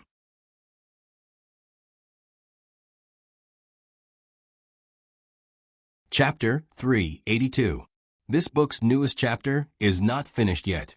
For more exciting content, please scan the QR code below to download the app. Novels are updated even faster. Millions of novels are free to read. Novels with content that can't be found online are all available here. What had happened? He had just gone out on a business trip, and when he came back, his granddaughter had even given birth to a baby? No, it was gone again. He had just become a great-grandfather, and his little great-grandson was gone. No, the main point was off. How could he have a little great-grandson? Wasn't Yuan Baolin not married yet? That was Baolin's voice. He hadn't misheard, right? Even if he had misheard, this little Taoist nun holding a man's hand was still his family's little Taoist nun, right? He couldn't be blind, right? Grand Secretary Yuan finally came back to his senses. Not only had he heard it, he had even ing caught her in the act. Who was this stinky brat? Before Gu Jiao left, she had already told Gu Changqing about the little Taoist nun's illness. However, hearing someone else say it was one matter. Hearing the little Taoist nun personally complain to him was another matter. She held his hand, large tears falling down. That genuine pain of losing a child shocked Gu Changqing. Just as he was shocked speechless, a murderous aura suddenly shot out from behind him. Gu Changqing turned his head and saw Grand Secretary Yuan standing in the doorway in a rage. Gu Changqing's heart thumped. He almost instinctively pulled back his hand.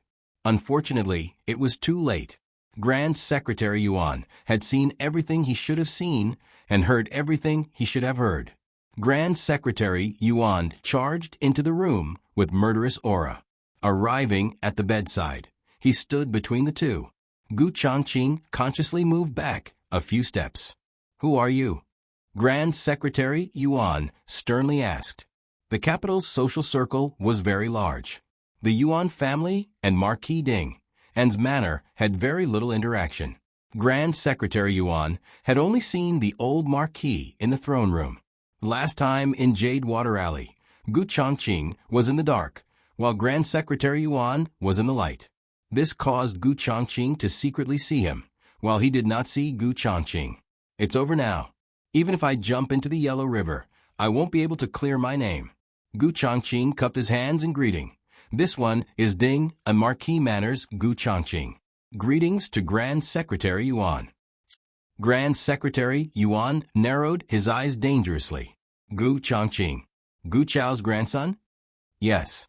Gu Chongqing cupped his hands, not daring to look straight at Grand Secretary Yuan's face. This was the etiquette of the younger generation, and it was also him who made him feel a bit stupefied and lacking in confidence. Grand Secretary Yuan then thought of the latter part of his words. You recognize me? Yes. Gu Chongqing did not deny it. Now that things had developed to this point, there was no way to hide it anymore. Grand Secretary Yuan wasn't stupid. That day's events were a bit strange to begin with, but since Yuan Baolin insisted that she was fine, he didn't take it to heart. Thinking about it now, it was likely that Yuan Baolin was not saved by Ding and Manor's Madame Gu. Grand Secretary Yuan's gaze turned cold. It's you? You took Pauline away? You took advantage of her. Once he thought of his own granddaughter leaving the wolf's den of Royal Prince and in jumping into the tiger's den of Gu Chongqing and being bullied to the point of having a child. Grand Secretary Yuan hated that he couldn't slaughter this stinky brat on the spot. Gu Chongqing had no way to defend himself. If it was anyone else, they might have been able to cleanly refuse. But Gu Chongqing did not have that kind of personality. At this time, the old Marquis had also rushed over after hearing the news. Once he heard that his own grandson had gotten someone pregnant, the old Marquis was so angry that one Buddha was born and 2 Buddhas ascended to the heavens.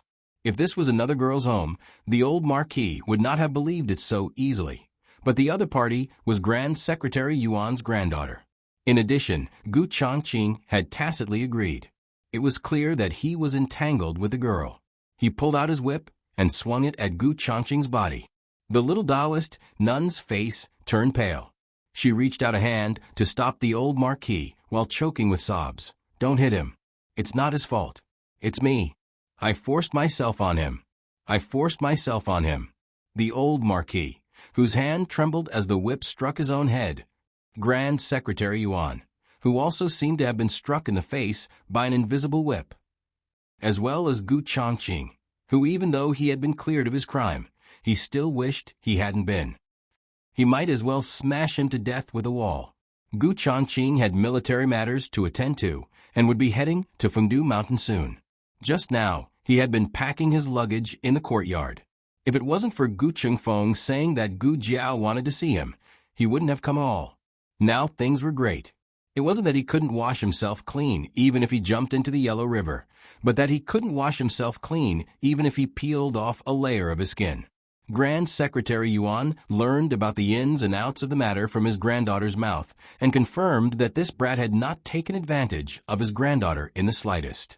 Instead, it was his granddaughter who had taken advantage of him quite a bit.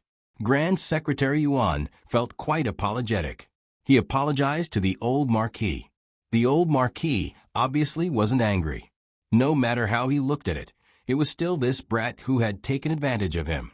This brat was someone who practiced martial arts, so he could clearly knock him out with a single palm strike. Since he didn't do that, it meant that he also had a bit of interest in young Miss Yuan. Right? Good brat. No wonder he always ignored him when he tried to matchmake him. So it turned out he had secretly taken a fancy to young Miss Yuan? This young Miss Yuan was truly outstanding. Not someone an ordinary aristocratic family's young miss could compare to. Take this matter for example. If it was anyone else, they definitely wouldn't have the courage to shoulder all the blame on themselves, resolutely not making things difficult for Gu Chongqing. How could the old Marquis know that the reason why Gu Chongqing didn't knock Yuan Baolin unconscious was because the drug Yuan Baolin was too strong, making it difficult for her to breathe. If she really did faint, it might cause her to suffocate to death. This junior still has matters to attend to, so I'll take my leave first. Gu Chongqing cupped his hands in greeting toward Grand Secretary Yuan, and also gave the old Marquis an indifferent greeting before turning around to leave the room. The little Taoist nun chased after him. Don't worry, young Miss Yuan. I won't agree to this marriage. He knew she didn't want to marry him. I won't agree either.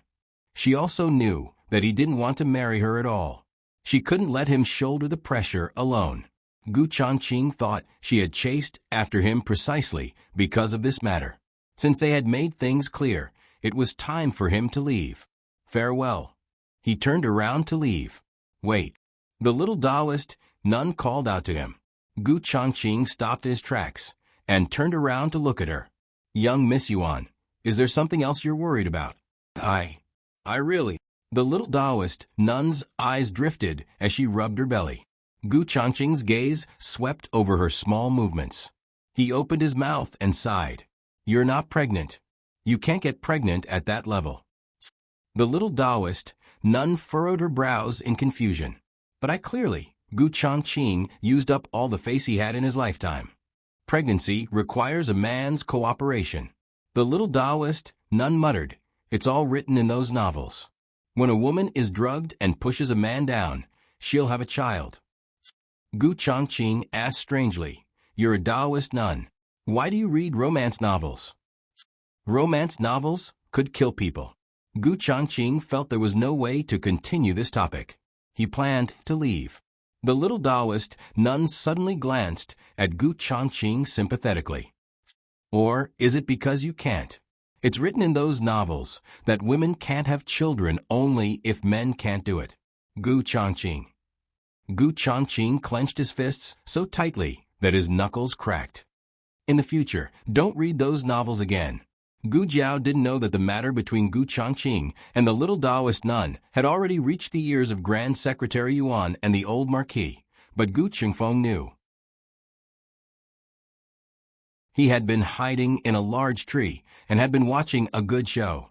At first, when Gu Jiao had only let his older brother into the courtyard and blocked him outside, he had sensed that something wasn't right.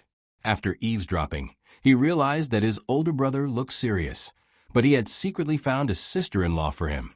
TSK, TSK, TSK. This speed was worthy of being his older brother. It was a pity that Ling family's younger cousin was going to be hurt. Ling Shuixian was completely in love with his older brother and wouldn't marry anyone else. He heard that she had been on a hunger strike at home recently.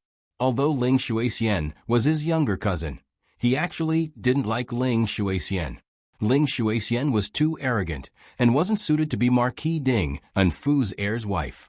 The Yuan family's daughter looked more mature than Ling Shuixian, but her way of thinking was a bit hard to explain. Forget it. As long as his older brother liked her. It was a pity that the girl left early and missed this good show. Aya. Gu Chengfeng slapped his head. I still haven't gone to buy medicine from that girl. Gu Chengfeng used his qinggong to go to Jade Water Alley. Gu Jiao had already brought little Jing Kong back from the directorate. Little Jing Kong was currently playing kuju with a few friends in the alley in the backyard. Gu Jiao was drying medicine in the front yard. Gu Chengfeng told Gu Jiao about the development of Gu Chongqing and the little Taoist nun. Based on this progress, we should be able to have a sister-in-law soon. This was the first time he had used this kind of word. He had always understood that this Gu Jiao in front of him wasn't the real Gu Jiao's mother. So when he blurted out these two words, he felt very surprised. Fortunately, Gu Jiao didn't seem to notice his inappropriate choice of words. Gu Jiao grunted and turned the medicine in the sieve. Quite compatible. Gu Chengfeng secretly heaved a sigh of relief. He was relieved that Gu Jiao did not chase after him to ask him how he used them, and if he was in a hurry to be her older brother or something like that. Of course it's compatible. He was worried that Gu Jiao would come back to her senses, so he quickly changed the topic to the two of them. One is the heir of the marquis residence. The other is the daughter of the Yuan family. How are they like, he wanted to say, how are they like you and Xiao Lulang? One is the daughter of the marquis residence. The other is a poor boy from the countryside. But when the words reached his lips, he felt that something was wrong. This girl wasn't the daughter of the marquis residence. Who knew where she came from, what kind of background she had in that faraway place, and what kind of parents she had? This girl seemed to be a bit pitiful. Gu Jiao didn't know what he was thinking and continued drying the medicine. Right, where's my brother's medicine? Gu Qingfeng asked. Gu Jiao had already taken it out and put it in her purse. She took it out and handed it to him. Gu Qingfeng reached out to take it, but Gu Jiao suddenly took her hand back. Give me the money. Gu Qingfeng had a toothache. You just took 1,000 taels from me last time. Gu Jiao spread her hands. That was the money for the last bottle of medicine. Gu Qingfeng stomped his feet in anger. Go outside and ask around.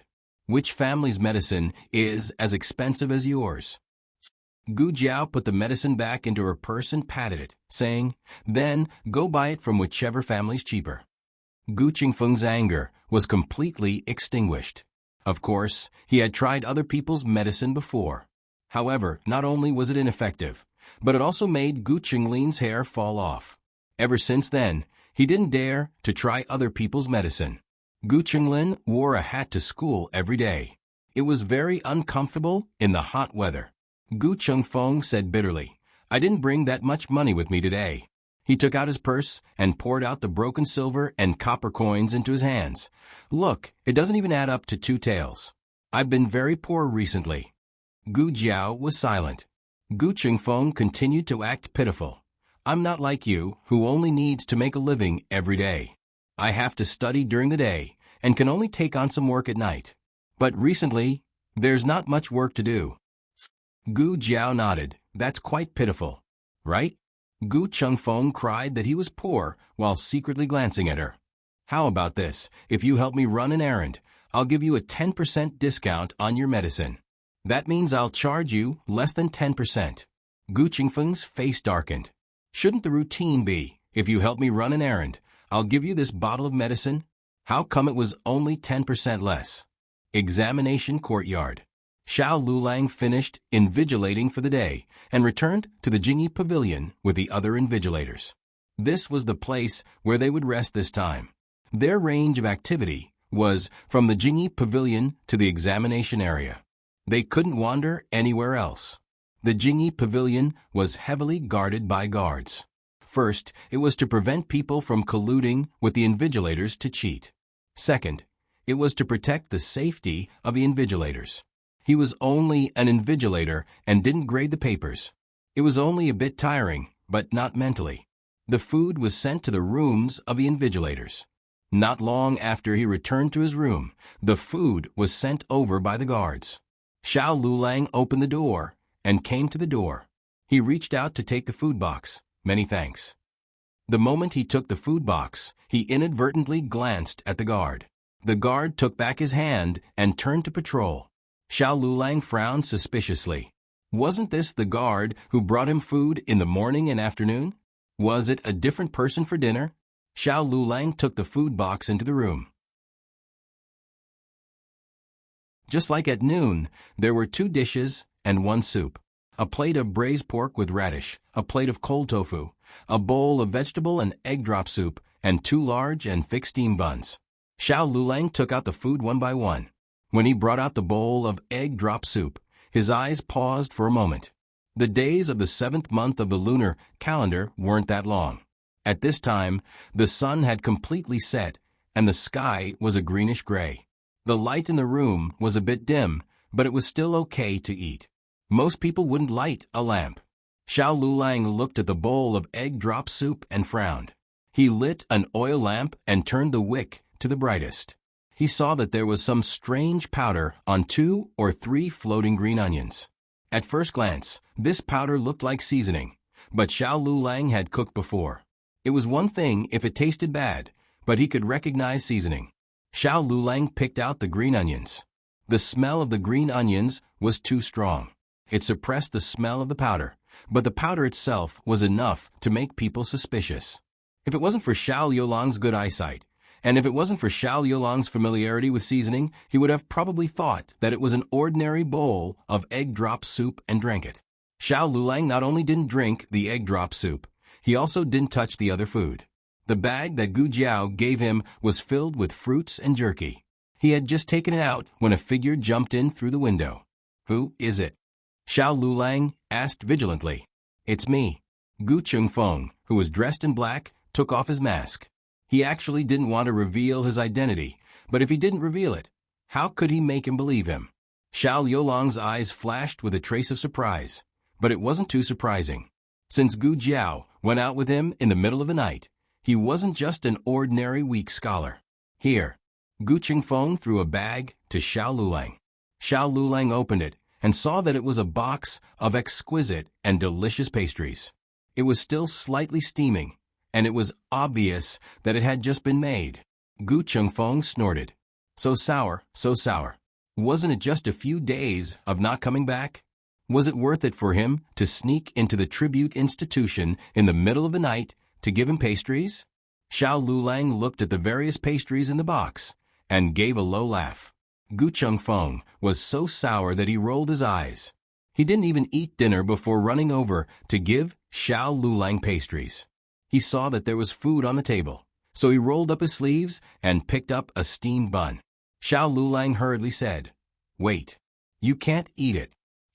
Gu Chengfeng took a bite.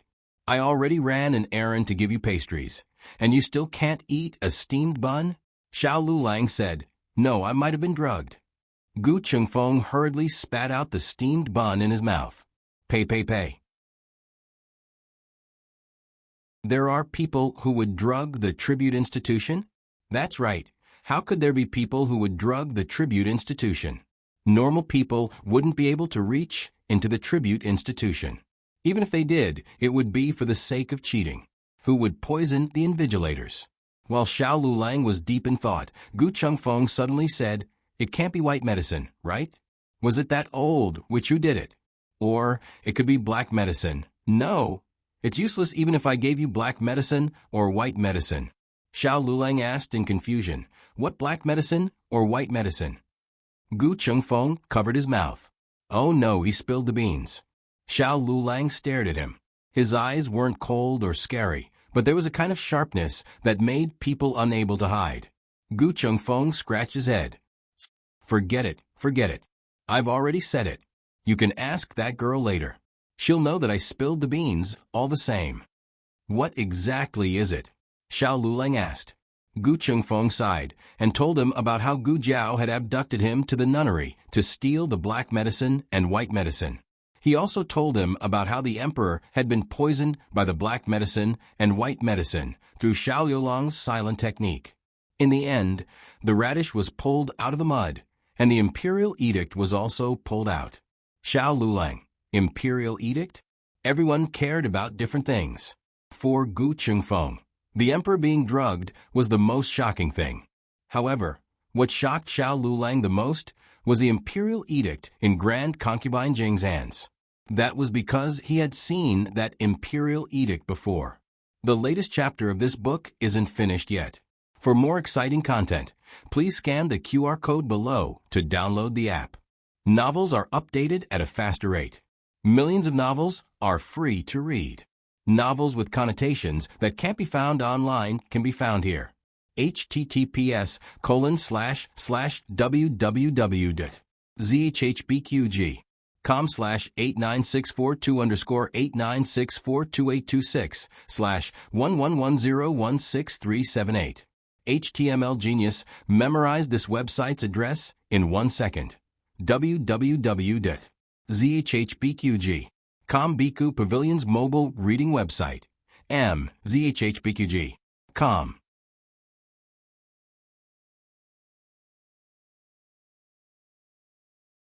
Chapter 383. The latest chapter isn't finished yet. For more exciting content, please scan the QR code below to download the app. Novels are updated at a faster rate. Millions of novels are free to read. Novels with content that can't be found online are all available here. He hadn't been born when the late emperor passed away, but he had followed the emperor to visit concubine Jing in the nunnery. He was still young at the time and didn't know what he had accidentally seen. It wasn't until he grew up that he realized it was an imperial edict, and from the content, it seemed to have been left behind by the late emperor. He hadn't mentioned it to anyone. He didn't mention it when he was young because he didn't understand. He didn't mention it when he grew up because he felt it was too serious and didn't want to bring disaster to the Marquis estate. Not long after he had seen the imperial edict, he had been poisoned near Rinshou Palace. He had never linked the two incidents together. Even after he grew up, he didn't think they had anything to do with each other. As for why he didn't suspect concubine Jing of stealing the imperial edict, it was because he would have done the same if it had been him. But he thought that there must be a knot in his heart. Otherwise, he wouldn't have stopped Gu Jiao from going to the nunnery outside the palace to treat concubine Jing's illness. Perhaps concubine Jing had long discovered that he had seen the imperial edict, which was why she had poisoned him. It wasn't just to frame Empress Dowager Zhuang, but also to silence him. After he had luckily escaped with his life, Marquis Xianping and Princess Xinyang had increased his protection, so concubine Jing had no way to do it. Until, hey, why aren't you talking? Are you scared out of your wits? Gu Chengfeng waved his hand in front of his eyes. What are you talking about? Xiao Lulang came back to his senses. No, I'm just thinking about what you just said. That day, he had gone next door to find his teacher and heard him mention Princess Xinyang to Gu Changqing. His teacher had said that he had something to ask the princess, but he hadn't heard much. He hadn't expected it to be about the imperial edict. He thought it was about concubine Jing. Gu Chengfeng didn't know that he was thinking about the imperial edict, and thought that he was as shocked as he was by concubine Jing's poisoning of the emperor. I knew she was vicious, but I didn't expect her to do it to His Majesty. Even a vicious tiger won't eat its cubs. Gu Chengfeng suddenly realized that he couldn't find the words to describe this old witch. He curled his lips and snorted. It's been hard on the Empress Dowager all these years. His Majesty and her didn't have to go to this step. But I heard that His Majesty's medicine was about to expire, so the old witch went to buy more medicine. I wonder if she has drugged His Majesty recently. Gu Jiao was at the top of the information pyramid, while Gu Chengfeng was ranked second. He still didn't know that concubine Jing had given the emperor the wrong medicine. But soon, he might not even be ranked second. Xiao Lulang paused and said, "Wait a moment. I'll write a reply to Jiao Jiao." Gu Chengfeng's face darkened. She only brought you some food, and you still have to reply to her letter. If he were to die one day, it would definitely be because of their jealousy. Xiao Lulang wrote a note for Gu Chengfeng, folded it, and put it in the pouch that Gu Jiao had given him. He didn't use any security measures.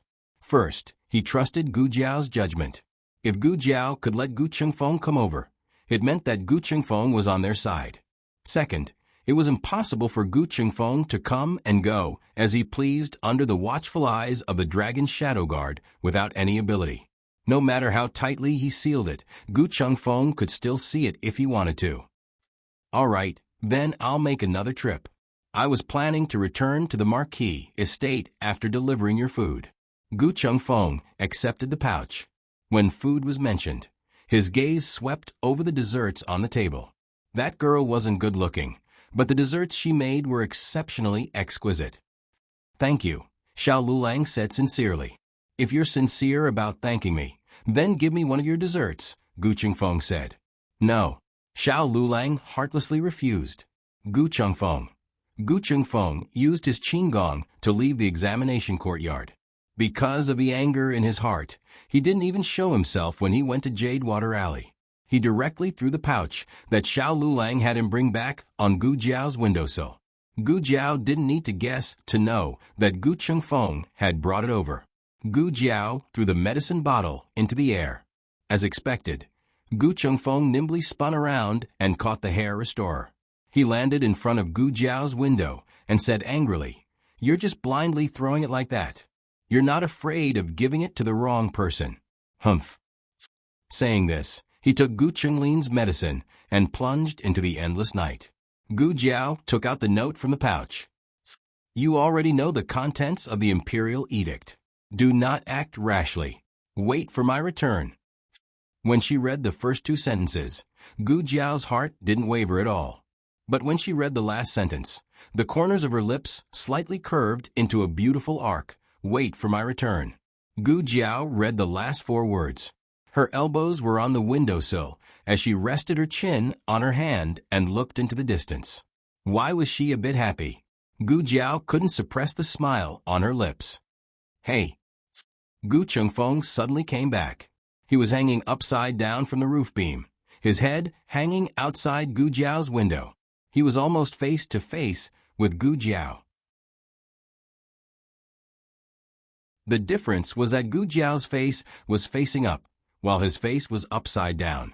Gu Jiao looked at this uninvited guest who was ruining the atmosphere. What? Gu Chengfeng said, There's something I forgot to tell you. Your husband was poisoned in the examination courtyard. Gu Jiao's expression turned cold.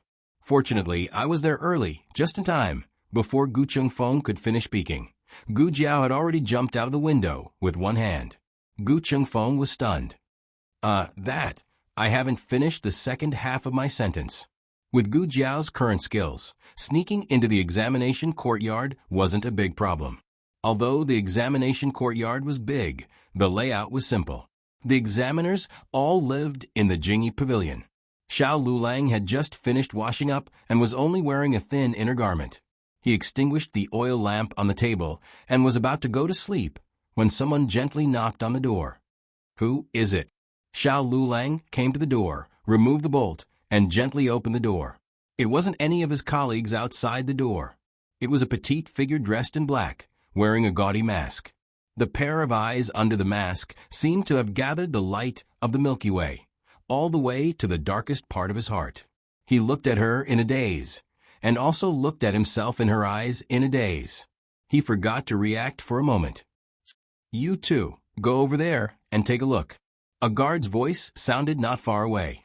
Xiao Lulang quickly stretched out his hand and pulled her in, knocking her head into his embrace. He hugged her with one hand and quickly closed the door with the other. Almost at the same time that he locked the door, the guard outside also arrived. You two, go over there and take a look. You two, search this courtyard. You come with me. Yes. Gu Jiao was tightly held in Xiao Yulang's arms. She didn't move, but blinked her large eyes and looked at him. Xiao Lulang raised his index finger and gently placed it on his lips. Gu Jiao understood. She didn't say anything. She understood. Achoo, but she couldn't hold back her sneeze. Her mask was knocked askew. What's that noise? A guard walked towards Xiao Yulang's room. It's me. Xiao Yulang's tone was normal as he said. It's so late, is Lord Xiao still awake? The guard asked outside the door. Xiao Lulang hugged Gu Jiao, not daring to move a single step. I was asleep, but you guys woke me up again. Sorry. The guard outside the door cupped his hands. It's our brothers, who found a fainted guard near the kitchen. It seems like he has been unconscious for a long time. We don't know if there are thieves who have snuck in. We are currently investigating under orders, so we ask Lord Xiao to be patient. Gu Jiao took off the askew mask. He hugged her so tightly that she couldn't pull away, so she simply buried her little head in his chest. Xiao Yulang's heart skipped a beat, and his breathing became heavy. He calmed himself down and said, I didn't hear anything here. You guys should quickly go and take a look at the other lords. Yes, sir, the guard replied. Big brother, there's nothing here. There's nothing there either. Let's go. The guards left Jingyi Pavilion one after another. Xiao Lulang carefully listened to their footsteps. After confirming that the last guard had walked far away, the surroundings became quiet again. However, Xiao Lulang didn't move, and neither did Gu Jiao. There was no light in the room. Only a thin ray of moonlight shone in through the paper window. There was almost no light. The night was quiet. He hugged her, hearing each other's breathing and the sound of his own heart beating like a drum. That guard wasn't knocked out by me. I didn't hit anyone, Gu Jiao said. Xiao Lulang made a sound of agreement and gently let go of her arm. The night covered the red color of his cheeks. It's so late. Why did you come? Gu Chengfeng said that someone poisoned you. Gu Jiao's fingertips were already on his pulse when she said this. I didn't eat. Xiao Lulang said, that guard who fainted should be the one who originally brought me dinner. There's no problem with your pulse. Gu Jiao asked, is the food that was drugged still there? Xiao Lulang groped his way to the table in the dark and took out a match to light the oil lamp. It's been taken away. I left some chopped green onions that were drugged. As he spoke, he took out a small porcelain bottle from his bag. Gu Jiao poured out the chopped green onions inside. After carefully examining it, her face darkened. It's arsenic. Someone actually poisoned her husband with arsenic. Her little fists indicated that they were itchy. Xiao Lulang looked at her fierce little expression and couldn't help but laugh. He raised his hand and gently rubbed the top of her head. I'm fine. I wasn't poisoned this time. The other person should have guessed that we were exposed and won't make a move for a while. At least they wouldn't make a move in the tribute court. You came here in the middle of the night just for this? In his eyes, this was an insignificant matter. From the moment he returned to the capital, he had already expected that the road ahead would be filled with thorns. I will find the culprit, Gu Jiao said seriously. Okay. Xiao Lulang smiled and stroked the strand of hair on her head that had been blown up by the wind. It was very strange. He wouldn't have done this in the past. They had always been husband and wife in name, but they had never interacted with each other. They were more like guests living under the same roof. They had their own territory and didn't interfere with each other's business. Just when did their boundaries start to blur? Did they start to involve each other in their plans? Xiao Lulang lowered his head and laughed. What are you laughing at? Gu Jiao asked. Nothing. Xiao Lulang shook his head. He just couldn't help but laugh. As for what he was laughing at, he seemed to know, but also didn't. By the way, what was written in Concubine Jing's imperial edict? Gu Jiao skipped the question of how he knew the contents of the edict. Xiao Lulang seemed to finally understand what he was laughing at. He was happy. When he was with her, it seemed that he never had to worry about her asking him difficult questions. Of course, he wouldn't purposely ask her about things she didn't want to talk about. This wasn't the cautiousness of someone who understood each other well. It was a natural tacit understanding between the two of them. Xiao Lulang said, that's an imperial edict left behind by the late emperor. It contains very important matters. Saying it was important was an understatement. It was something that could shake the entire court. Gu Jiao asked, does it have anything to do with Grand Aunt? Xiao Lulang nodded. Yes. It seemed that it had something to do with Grand Aunt. Otherwise, Concubine Jing wouldn't have used it as a trump card for so many years. Gu Jiao continued to guess. Did the late emperor agree to Grand Aunt holding court behind the curtain? If the late emperor had agreed, then Grand Aunt wouldn't have had to suffer so much criticism. The fact that Concubine Jing had this imperial edict in her hands was undoubtedly a great obstacle to Grand Aunt's path as regent. Xiao Lulang shook his head. No. Gu Jiao changed the direction of her guess. So it's to prevent Grand Aunt from interfering with the court? That's not it either. Xiao Lulang shook his head again. Gu Jiao made a strange sound. It can't really be an imperial edict to bury Grand Aunt with the late emperor, can it? Xiao Lulang fell silent. Seeing him like this, Gu Jiao had an answer in her heart. The imperial edict that the late emperor had issued before his death was indeed for Grand Aunt to be buried with the late emperor. This made Gu Jiao even more confused. But why would Concubine Jing keep an imperial edict for Grand Aunt to be buried with the late emperor? She and Grand Aunt were at loggerheads and couldn't wait to get rid of her. Why would she hide an imperial edict? Xiao Liulang's gaze turned deep. Because Grand Aunt isn't the only concubine to be buried with the late emperor. Concubine Jing is also buried with the late emperor. The latest chapter isn't finished yet. For more exciting content, please scan the QR code below to download the app. Novels are updated at a faster rate. Millions of novels are free to read. Novels with connotations that can't be found online can be found here. https://www.zhbqg.com/89642_89642826/111014916. HTML Genius, memorize this website's URL in 1 second.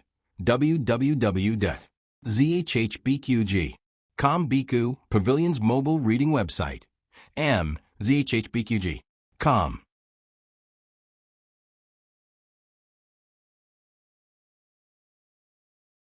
Chapter 384. The latest chapter isn't finished yet. For more exciting content, please scan the QR code below to download the app. Novels are updated at a faster rate. Millions of novels are free to read. Novels with content that can't be found online are all available here. So Concubine Jing's name is on the imperial edict as well. Gu Jiao came to a realization. No wonder she wanted to steal it and hide it. Xiao Lulang grunted in agreement. First, it's to save her life. Second, it's to hold on to her final trump card. Gu Jiao rested her chin on her hands and said thoughtfully, Great Aunt won't be threatened by anyone. Even if she really did take out the imperial edict and say, if you don't agree to my terms, I'll announce it to the world and take you down with me. Great Aunt won't give in. So, Xiao Lulang nodded. So her most dangerous move is to take Great Aunt down with her. Gu Jiao slapped the table. That bad woman. Xiao Lulang looked at her angry expression. Although he shouldn't have, a trace of a smile flashed through his eyes. Of course, his smile faded when he thought of Great Aunt's situation. Seeing the imperial edict was something that had happened when he was young. Moreover, it wasn't something he cared about at the time, so that memory had long since been submerged in the river of his memories. If Gu Chengfeng hadn't brought it up, he might not have thought about it for the rest of his life. We have to steal the imperial edict back. They couldn't let Concubine Jing hold on to such a ticking time bomb. Gu Jiao didn't care if Concubine Jing died or not, but Great Aunt couldn't go to hell with her. Xiao Lulang said, before that, don't push her too far. Otherwise, she might impulsively take Great Aunt down with her. Gu Jiao finally understood what her husband meant when he said not to act rashly. With Concubine Jing's current condition, it wasn't appropriate for them to provoke her. That woman had already gone crazy. Who knew what she would do in a fit of anger? Sigh. Gu Jiao sighed. She placed her hands on the table, and her head drooped, resting on the back of her hands. Xiao Lulang couldn't help but raise his hand and touch her fluffy little head. It won't take long. Yes. Gu Jiao nodded. She believed him. He trusted him so much that he didn't have to ask him about his plans. Speaking of which, she straightened her body in contemplation. Xiao Lulang calmly retracted his hand. The soft feeling of her hair still remained in his palm, and he gently stroked it with his fingertips. Gu Jiao didn't notice his small action of reminiscing. She looked at him doubtfully and asked, what kind of person was the previous emperor? Why did he want Great Aunt and Grand Concubine Jing to die with him? Xiao Lulang paused. His first reaction was to get rid of the mother and keep the child, but after thinking about it carefully, he wasn't sure if that was the case. It was hard for him to describe what kind of emperor the previous emperor was. The previous emperor had already passed away when he was born. All of his knowledge of the previous emperor came from the previous emperor's documents and rumors. But judging from the previous emperor's arrangements before his death, he was a man of means. Perhaps the reason he buried Empress Dowager Zhuang and old concubine Jing with him was because he saw the influence they had on the new emperor and was worried that the power of the imperial court would fall to someone else. Or maybe the previous emperor had other plans. An emperor's thoughts were deeper than the sea. Who could guess? For example, he didn't understand why Princess Xinyang had the shadow dragon guards. In the end, Xiao Lulang could only say to Gu Jiao, the truth will come out one day. He didn't say that he didn't know. Of course, he didn't know. But if she wanted to know, he would find the answer. Xiao Lulang looked at the endless night sky. It's getting late. You should go back and rest. Gu Jiao nodded. Yes, then I'll come see you tomorrow night. Xiao Lulang looked at her and didn't refuse. Okay. After Gu Jiao left, Xiao Lulang turned off the light and lay on the thin bed. The box of snacks that Gu Jiao had Gu Chengfeng bring him was placed on the bedside table. The night was very quiet, but his thoughts weren't calm. A certain someone was disobediently running around in his mind. It took him a lot of effort to regain control of his mind. He began to think about the imperial edict. The imperial edict was left behind by the previous emperor. Even the current emperor couldn't disobey it. Although Empress Dowager Zhuang and the Zhuang family had great power, they weren't strong enough to compete with the previous emperor's edict. As a woman of the imperial harem, Empress Dowager Zhuang had done too many things that the secular world wouldn't tolerate. The first thing she bore the brunt of was holding court behind the curtain. The previous emperor's subordinates didn't make things difficult for Empress Dowager Zhuang for two reasons. First, the Empress Dowager did have the means to suppress them. Second, the previous emperor couldn't attend court due to his illness in the last days of his reign. Moreover, the Lu family was ambitious. The previous emperor had no choice but to drive the tiger to chase the wolf. He appointed the virtuous empress as regent. The previous emperor didn't have time to remove the empress's regent before he passed away. Xiao Lulang guessed that the previous emperor might have thought that since he had left the imperial edict for the empress to be buried with him, it didn't matter whether she was removed or not. Unfortunately, the imperial edict was stolen by concubine Jing. The virtuous empress was promoted to the position of regent by the previous emperor. After the new emperor ascended the throne, she continued to hold court behind the curtain, so the previous emperor's subordinates didn't dislike her as much. But as soon as the imperial edict was issued, the previous emperor's subordinates would bite Empress Dowager Zhuang into the imperial mausoleum like hungry wolves. Thus, Gu Jiao was right. The imperial edict couldn't continue to fall into concubine Jing's hands. They had to find a way to steal it back and destroy it. But with the Dragon Shadow Guard around, it would be difficult for them to succeed. The Dragon Shadow Guards. Xiao Lulang narrowed his eyes in the darkness. The next night, Gu Jiao really did come. She brought Xiao Liulang's favorite spicy beef. She skewered the beef with bamboo sticks and put it in a jar. The two of them sat in the room and ate the skewers. "Shall I come again tomorrow?" Gu Jiao asked before she left. Xiao Lulang chuckled quietly. "I can go back after the exam tomorrow. There's no need to come again." Gu Jiao, oh, she really wanted to come. It would be fun to eat skewers with him in the middle of the night. Xiao Lulang was an invigilator and didn't participate in marking the papers. After the exam, he packed his things and left the examination hall. It wasn't too late. He first went to the Hanlin Academy to take care of the work he had left behind in the past 3 days. Ever since his confrontation with Grand Tutor Zhuang outside the Hanlin Academy, not many people in the Hanlin Academy dared to pick a fight with him. Everyone knew that he was there to invigilate the exam, not play around. Thus, no one dared to assign him any work. It was nothing more than sorting out the classics. He spent the whole afternoon sorting out the scriptures and sent them to Scholar Han. When he came back from Scholar Han's office, he ran into Ning Ziyuan poking his head out of his office. "What's up?" he walked up and asked. Ning Ziyuan turned around and said, "I heard that you were back. How was it? Did the invigilation go well?" Xiao Lulang recalled the scene of him eating skewers with a certain someone last night. He couldn't help but laugh. "It went well." Ning Ziyuan looked at him strangely. You're laughing strangely." Xiao Lulang pressed down the corner of his lips and restrained the smile on his face. He said sternly, "You came to find me just to say hello." When it came to business, Ning Ziyuan didn't continue to joke with him.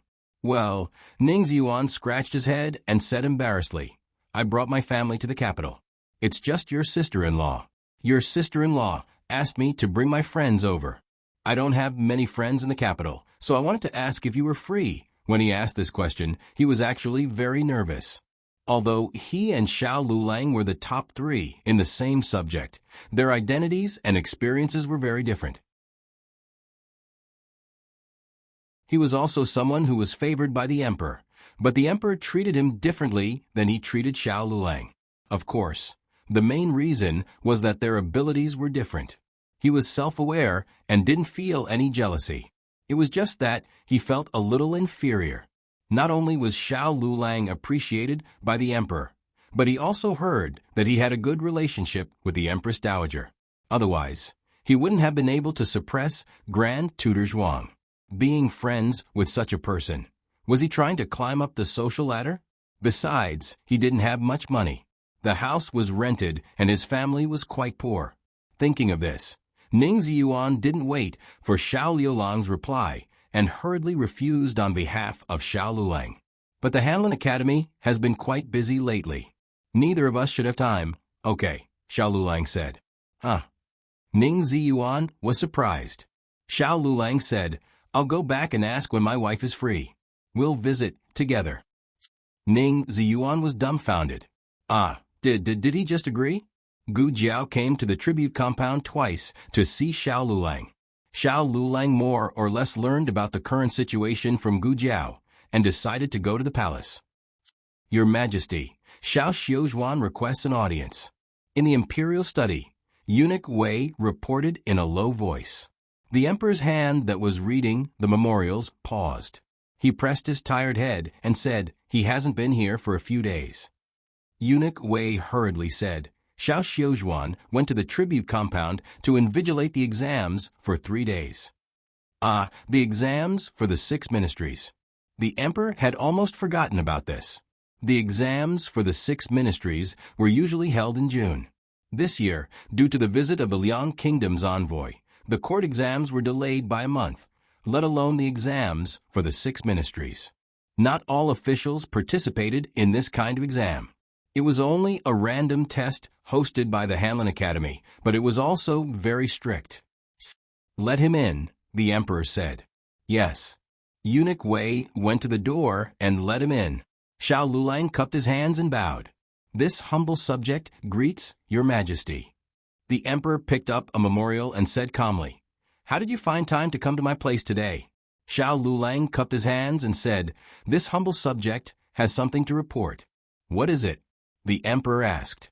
Xiao Lulang said seriously, On the first day of invigilating the exams at the tribute compound, someone put arsenic in this humble subject's dinner.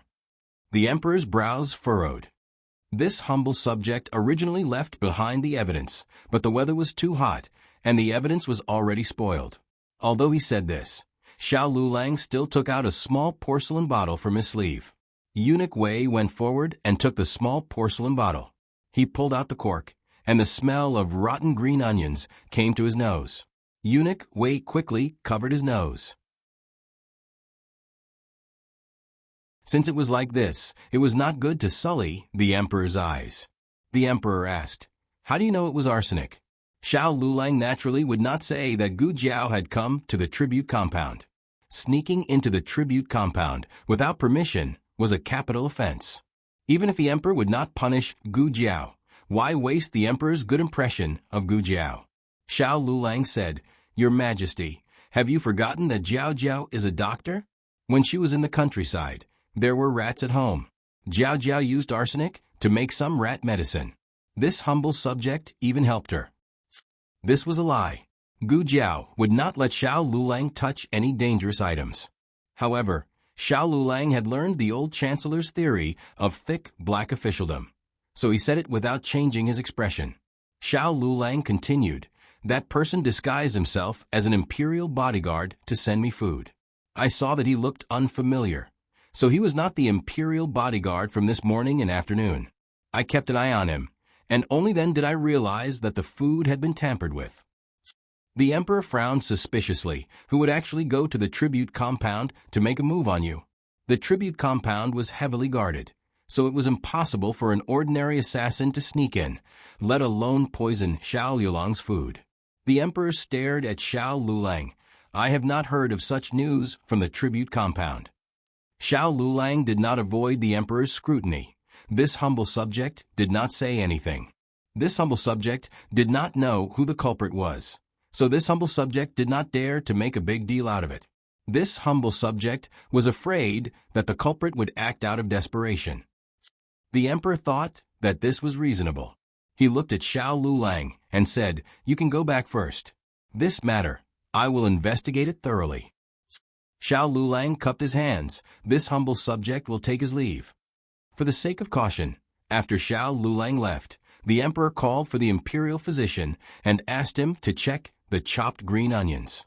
The chopped green onions were picked out from the egg drop soup, so it had already gone bad. However, the imperial physician still found arsenic on it. Replying to Your Majesty, "It is indeed arsenic," the imperial physician said. The emperor's gaze turned cold. "I know. You can go back." That night, the emperor called the chief imperial bodyguard of the tribute compound and asked him if he had found anyone suspicious in the tribute compound. The chief imperial bodyguard said, "On the first day of the examination, someone seemed to have snuck in and knocked out a guard. He even stripped the guard of his clothes. Unfortunately, this subordinate was incompetent and could not catch him." This matched up with Xiao Liulang's story. The emperor ordered a thorough investigation. Unexpectedly, before the poisoning case of the tribute compound could come to light, something else happened to Xiao Lulang the next day. "Your Majesty, Your Majesty, this is bad. Miss Gu and Xiao Xiuzhua are injured." Eunuch Wei anxiously rushed into the imperial study. The emperor put down the booklet in his hand. "Where are they?" Eunuch Wei said worriedly, "At the medical center, Miracle Hands Hall." This humble subject saw Eunuch Qin rushing out of the palace and asked what was wrong. Only then did Eunuch Qin tell this humble subject that something had happened to Miss Gu and Xiao Xiuzhua. Xiao Lulang was an official that the emperor favored. Gu Jiao was even more important. In the emperor's heart, her weight was no different from his own child. The emperor did not care about approving the booklet. He changed into casual clothes and rushed to the medical center with Eunuch Wei. In the side room of the small courtyard, Gu Jiao was lying unconscious on the bed. Xiao Lulang was guarding by the bed. His left hand was wrapped in gauze and hung around his neck. There were bruises at the corner of his mouth and forehead. This was the first time the emperor had seen the two of them injured in front of him. He was stunned. "What happened?" "Your Majesty." Xiao Lulang stood up and wanted to salute him. However, he looked awkwardly at his bandaged arm and bowed instead. "No need to be so polite." The emperor raised his hand and came to the bed. He looked at Gu Jiao, who was unconscious with her eyes closed. From the corner of his eye, he saw a pile of blood-stained clothes in the basket at the side. His breathing tightened. Xiao Lulang said in low spirits, "Dr. Song has seen her. He said that she lost a lot of blood." The emperor's eyes became cold. His gaze fell on Xiao Liulang's arm. "What happened to you?" Xiao Lulang lowered his eyes and said, "This humble subject is fine. It's just that my arm was dislocated. It has already been reconnected." A dislocated arm was fine? How could a weak scholar withstand this kind of pain? The emperor's face turned ugly. "What's going on? Where did you get injured?" Xiao Lulang said with a pained face. "It was near Chang'an Avenue. This humble subject met an assassin on the way home from Hanlin Academy. Jiao Jiao happened to come to Hanlin Academy to pick me up. We fought with the assassin. Jiao Jiao was no match for him and was seriously injured. Later, Jiao Jiao used a hidden weapon to destroy the assassin's mask. The assassin then escaped." The emperor asked, "Did you see what the assassin looked like?" Xiao Lulang shook his head. It was too chaotic at the time. This humble subject didn't see his facial features clearly. "I only remember that he had a tattoo on his face." The emperor hurriedly asked, "What tattoo?" It looks like. Xiao Lulang tried hard to recall and said, "Forget it. This humble subject might have seen wrongly." The emperor frowned and said, "There's no harm in saying it." Xiao Lulang hesitated for a moment and said, "It looks like a tortoise and also like a snake. Tortoise body and snake tail. Black tortoise. The tattoo of the Dragon Shadow Guard." The Dragon Shadow Guard was a death warrior, but not every death warrior was qualified to become a Dragon Shadow Guard. Back then, The previous emperor bought a large number of death warriors from the Yen kingdom. When he bought them back, they were already strong enough. However, the previous emperor was not satisfied with their strength. He invited an expert to train the death warriors with all his strength on this basis. In the end, there were more than 100 death warriors, but only a dozen or so dragon shadow guards emerged. Some of the dragon shadow guards died in the mission, and the previous emperor left him the youngest dragon shadow guards. When he first saw them, he was shocked by the black tortoise tattoo on their faces. It was said that the previous emperor had it tattooed to distinguish the dragon shadow guards from ordinary death warriors. No one else in the world had such a tattoo. The emperor's mood instantly became complicated. "Are you sure you didn't see wrongly?" Xiao Lulang thought for a moment. This humble subject is not sure. This humble subject only took a quick glance at the time. This humble subject might have seen wrongly. The emperor closed his eyes. He must have seen wrongly. The dragon shadow guards were now in the hands of Consort Jing's mother. How could she have sent someone to assassinate Xiao Lulang? Although she didn't want to be close to Empress Dowager Zhuang's faction, strictly speaking, Xiao Lulang wasn't part of Empress Dowager Zhuang's faction. Xiao Lulang was a subject that she had personally promoted. He was the son of Heaven's disciple and one of her people. Consort Jing had no reason to deal with Xiao Lulang. The emperor waited in the room for a while longer. Halfway through, Dr. Song came over to change Gu Jiao's medicine, but Gu Jiao didn't wake up. The emperor watched as basins of blood were brought out from behind the screen. He couldn't bear to continue watching. On the way back to the palace, he didn't say a word. "Your Majesty." Eunuch Wei wanted to remind him that they had arrived at the palace. However, the emperor suddenly sighed. Consort Jing's mother wouldn't do that, right? Eunuch Wei was startled. What was going on? Did His Majesty suspect that the person who tried to assassinate Xiao Lulang was sent by the imperial concubine? The dragon shadow guards usually wore masks, so Eunuch Wei didn't know that they had tattoos on their faces. It definitely wasn't her. The emperor didn't know if he was talking to Eunuch Wei or himself. How could Eunuch Wei dare to answer? "This is a matter between you and your son. I can't get involved." He remembered how His Majesty and the Empress Dowager seemed to have drifted apart in the same way. It seemed that His Majesty wasn't so close to the Empress Dowager overnight. Gradually, His Majesty began to quarrel with the Empress Dowager, blaming every little thing on the Empress Dowager. Sometimes, Eunuch Wei felt wronged for the Empress Dowager. Every dog has its day, and now it's Concubine Jing's turn? "Your Majesty, do you have a disease that will drive your mother to her grave?" Cough. Eunuch Wei covered his mouth before he could open it. The emperor got off the carriage. His thoughts were a bit messy. There were two voices in his head. One was telling him that Xiao Lulang wouldn't lie to him, and the other was telling him that Consort Jing wouldn't betray him. Who is it? Eunuch Wei suddenly asked. "What's wrong?" the emperor asked. Eunuch Wei pointed to the end of the imperial garden. This servant just saw a sneaky figure go that way. Wasn't that the direction of the room? Perhaps someone was in a hurry to go to the toilet. The emperor wouldn't go to see a servant go to the toilet, but for some reason, he felt a bit uneasy. He turned around after taking a step and went in the direction of the room. It was a room, after all, so the emperor didn't really go in. He just watched from a distance. Unexpectedly, he heard a familiar voice. "What? You failed again? To think that you're a dragon shadow guard. How can you not even kill a scholar who doesn't even have the strength to truss a chicken?" This was Consort Jing's voice. Consort Jing said that she had failed again. Concubine Jing had even said that he was a scholar without the strength to truss a chicken. He must have heard wrong. The voice continued. "Does His Majesty know that you're such a piece of trash? His Majesty didn't give you guys to me to just eat and wait for death. It's just killing a little cripple, not some martial arts expert. Is that all you dragon shadow guards are capable of? If I had known, I would have hired a few Jianghu assassins. They'd be more efficient than you guys." It was impossible for the emperor to lie and say that the voice didn't come from Consort Jing's mother. He only felt a chill rise from the bottom of his feet to the top of his head. Digression. When a beauty makes a move, you'll know if it's real or not. Happy Christmas Eve. The latest chapter of this book isn't finished yet. For more exciting content, please scan the QR code below to download the app. Novels are updated faster and more complete. Millions of novels are free to read.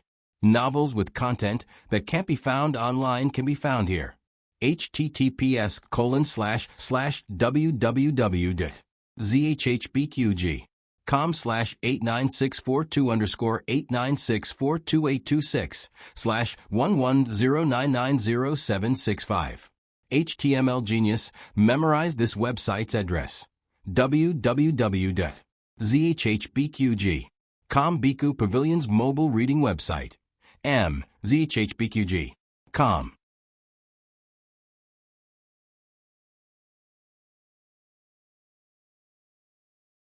Chapter 385.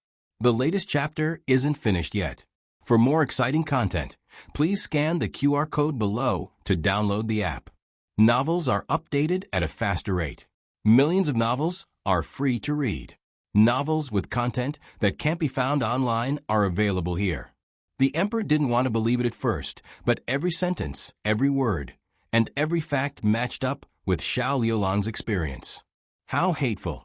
He had such a pure and innocent heart, but in the end, he was betrayed like this. Just listen to what his imperial mother had said. Every single one of her words was like a knife stabbing into his heart. The emperor's heart was bleeding. It felt like someone had fished him out of an ice cave and stabbed him a few more times. He staggered and almost fell. "Your Majesty." Eunuch Wei didn't dare to make a sound, and could only reach out to support him. To be honest, he was also scared out of his wits. He never expected that he and the emperor would overhear concubine Jing's words, nor did he expect the contents to be so explosive. From concubine Jing's tone, it sounded like she was the one who had sent people to kill Xiao Liulang twice. That made sense. Apart from the legendary dragon Shadow Guard, who else would have the ability to sneak into the examination compound and cause trouble? Eunuch Wei was mistaken. Although the examination compound was heavily guarded, there were still many experts who could sneak in. But since concubine Jing admitted that she had failed again, then she must have been the one behind the incident. What was worse was that the conversation inside hadn't stopped. Instead, it was getting more and more shocking. "All right, Your Highness, don't be angry. Be careful not to harm your health." It was Granny Kai's voice. "It's not the Dragon Shadow Guard's fault. Those people are too cunning. Otherwise, how could His Majesty be bewitched by them? In this servant's opinion, what little divine doctor, what Xiao Zhuang Yuan, they were all obtained by bewitching His Majesty. But how could His Majesty be bewitched by them? Did they drug His Majesty as well?" It was concubine Jing's voice. If the emperor was only angry at the beginning, then he was a little confused at this point. What did she mean by drug him as well? Mama Kai's voice continued, "You're not the only one who can buy this medicine. Maybe the pharmacist from the Yen Kingdom sold it to someone else." Old concubine Jing's voice rang out. "This kind of medicine is extremely rare. It's not something that can be sold just because he says so. Those herbs can't be found in the Zhao nation. Money makes the world go round. Your Highness, you're still underestimating them." "You mean His Majesty values Xiao Liulang and the Gu clan's daughter so much because Xiao Liulang and the Gu clan's daughter also drugged His Majesty? Your Highness, you have personally experienced the effects of the white medicine and the black medicine. Think about how His Majesty reconciled with you after that incident, and how he became enemies with the Empress Dowager. Wasn't it all because of these two medicines?" The emperor could not hear what was said after that. His head was buzzing, his vision turned black, and the world spun. When he finally regained consciousness, he found himself sitting on the ground. Eunuch Wei knelt beside him and shook him anxiously. "Your Majesty, Your Majesty, Your Majesty." The emperor was drenched in cold sweat. He said woodenly, "Imperial Mother, They left. This servant didn't see them come out. They probably left through the back door. Eunuch Wei's eyes were red and his voice was choked with sobs. "Your Majesty, you scared this servant to death. Help us up." The emperor dazedly offered his arm to Eunuch Wei. Eunuch Wei wiped his tears and helped the emperor up. "Your Majesty," the emperor was like a puppet that had lost its soul. He turned around with a dazed expression. Returned to Pure Flower's palace. Not long after the emperor and Eunuch Wei left, two figures walked out from behind the fake mountain near the guest quarters. Both of them were wearing the clothes of eunuchs, but they were taller than normal eunuchs. One of the eunuchs, Xiao Lulang, spoke up. "You changed the lines without thinking." The second eunuch, Gu Chengfeng, curled his lips. "When did I? I read the lines you gave me." Xiao Lulang glanced at the script book in Gu Chengfeng's hands and expressionlessly said, "Little cripple wasn't written in there." Gu Chengfeng. "Cough, I was improvising. The effect was more unique." Xiao Lulang. "I'll deduct a bottle of hair growth medicine from you." Gu Chengfeng. "This is too much. Did you think it was easy for him to agree to impersonate a female voice? He even had to play two roles for each person. He didn't even relent when that lass told him to imitate a female voice. How could this brat's heart be even blacker than that lass's? No, that lass was truly black-hearted. This brat was completely black-hearted. He looks pure and harmless, but he has more tricks up his sleeve than anyone else." Xiao Lulang calmly said, "All right, I won't talk to you anymore. I'm going back to take care of Gu Jiao." Gu Chengfeng exploded. "Does she need you to take care of her? It's not like she's really injured. She's still alive and kicking. She can even climb trees to catch sparrows." The emperor collapsed after returning to Pure Flower's palace. He didn't faint, but rather was too exhausted to support his body. He lay on the spacious dragon bed, his face full of struggle and despair. Some things wouldn't have had this kind of effect if they had been done earlier or later. The timing was just right. The effects of the black medicine on Empress Dowager Zhuang were dissipating, while the effects on Grand Concubine Jing were gradually increasing. Xiao Lulang calculated the extent of the emperor's acceptance. He cut in from the simplest and most convincing matter, then ended with the most shocking and painful truth. It was as if a knife had sliced open the emperor's heart, causing his unbearable past to flow out along with his blood. Of course, the emperor was still the emperor. Although he wasn't as suspicious as the previous emperor, he was still the ruler of a country. He wouldn't convict someone with just a few words. Xiao Liulang's words revealed a few very important pieces of information. Assassination, Shadow Dragon Guards, drugging, Yen Kingdom's pharmacists. The Shadow Dragon Guards were tools for murder. They didn't have the thoughts of a normal person, so it was impossible to learn the truth from their mouths. However, among so many truths, as long as one was proven, people would believe everything. "Summon Marquis Xianping," the emperor said. "Your Majesty, Marquis Xianping went to Fengdu Mountain to visit Princess Xinyang. Have you forgotten?" Eunuch Wei asked. Marquis Xianping was an important official of the court. It wasn't a big deal for him to leave the capital for a day, but he still had to report to the court if he really went too far. "We have indeed forgotten." The emperor felt that his brain was getting worse and worse. He pressed down on his aching head and said to Eunuch Wei, "Summon Gu Chao then." "Understood," Eunuch Wei replied. "Wait," the emperor called out. Eunuch Wei bowed. "What other orders do you have, Your Majesty?" The emperor wanted to say something, but stopped himself. He waved his hand. "Forget it. Summon Gu Chao first." "Understood." Eunuch Wei sent two palace experts to invite the old marquis over as quickly as possible. The old marquis didn't know why the emperor had summoned him. He thought that the emperor was going to make things difficult for him because of his relationship with Grand Concubine Jing. He swore that he and Grand Concubine Jing had already severed all ties and had no more contact. "We ask you, where in Zhao Kingdom can you find a pharmacist from Yen Kingdom?" This was the emperor's first question. The emperor's mind was in a mess, and he even skipped the basic pleasantries. The old marquis didn't understand why the emperor was asking this, but he still answered truthfully. There is an underground dojo in the capital, and there is a pharmacist from Yen Kingdom there. Does your majesty want to invite a pharmacist? The emperor said dejectedly, no need. Go buy 2 kinds of medicine for me, black medicine and white medicine.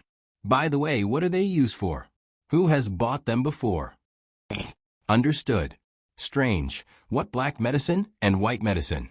Despite his doubts, the old marquis still left to carry out the order. Pharmacists from Yen Kingdom had a very high status in the underground dojo, and most people wouldn't be able to see them. It was fortunate that the emperor had asked the old marquis for help. The old marquis returned quickly.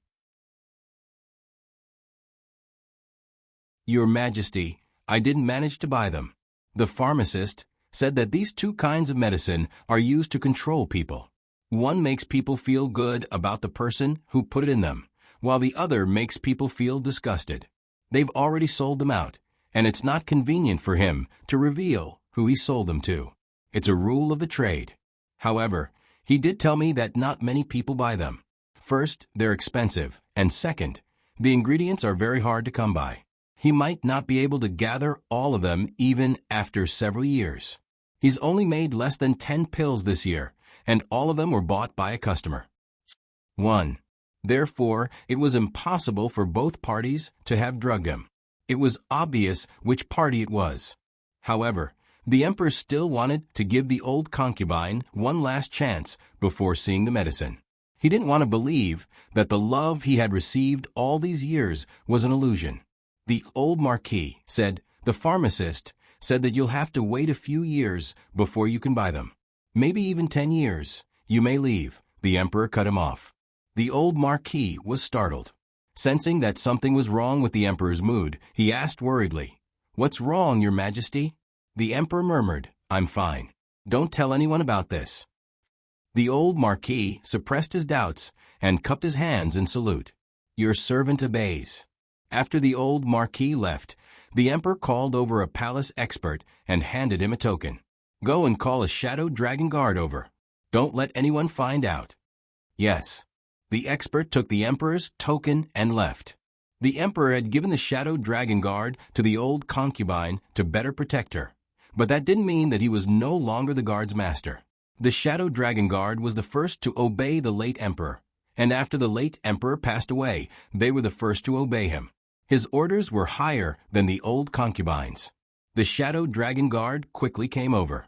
The emperor asked, Have you tried to assassinate the young divine doctor? The shadow dragon guard didn't answer. The emperor laughed at himself.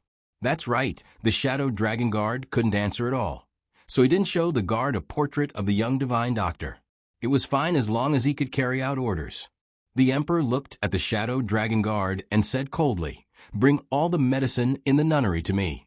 Digression, secretly adding a new chapter. The latest chapter of this book isn't finished yet. For more exciting content, please scan the QR code below to download the app. Novels are updated even faster. Millions of novels are free to read.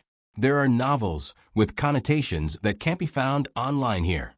https://www.zhbqg.com/89642_896422826/1109856606. HTML Genius memorized this website's address in 1 second. www.zhbqg.com Biku Pavilion's mobile reading website. zhbqg.com.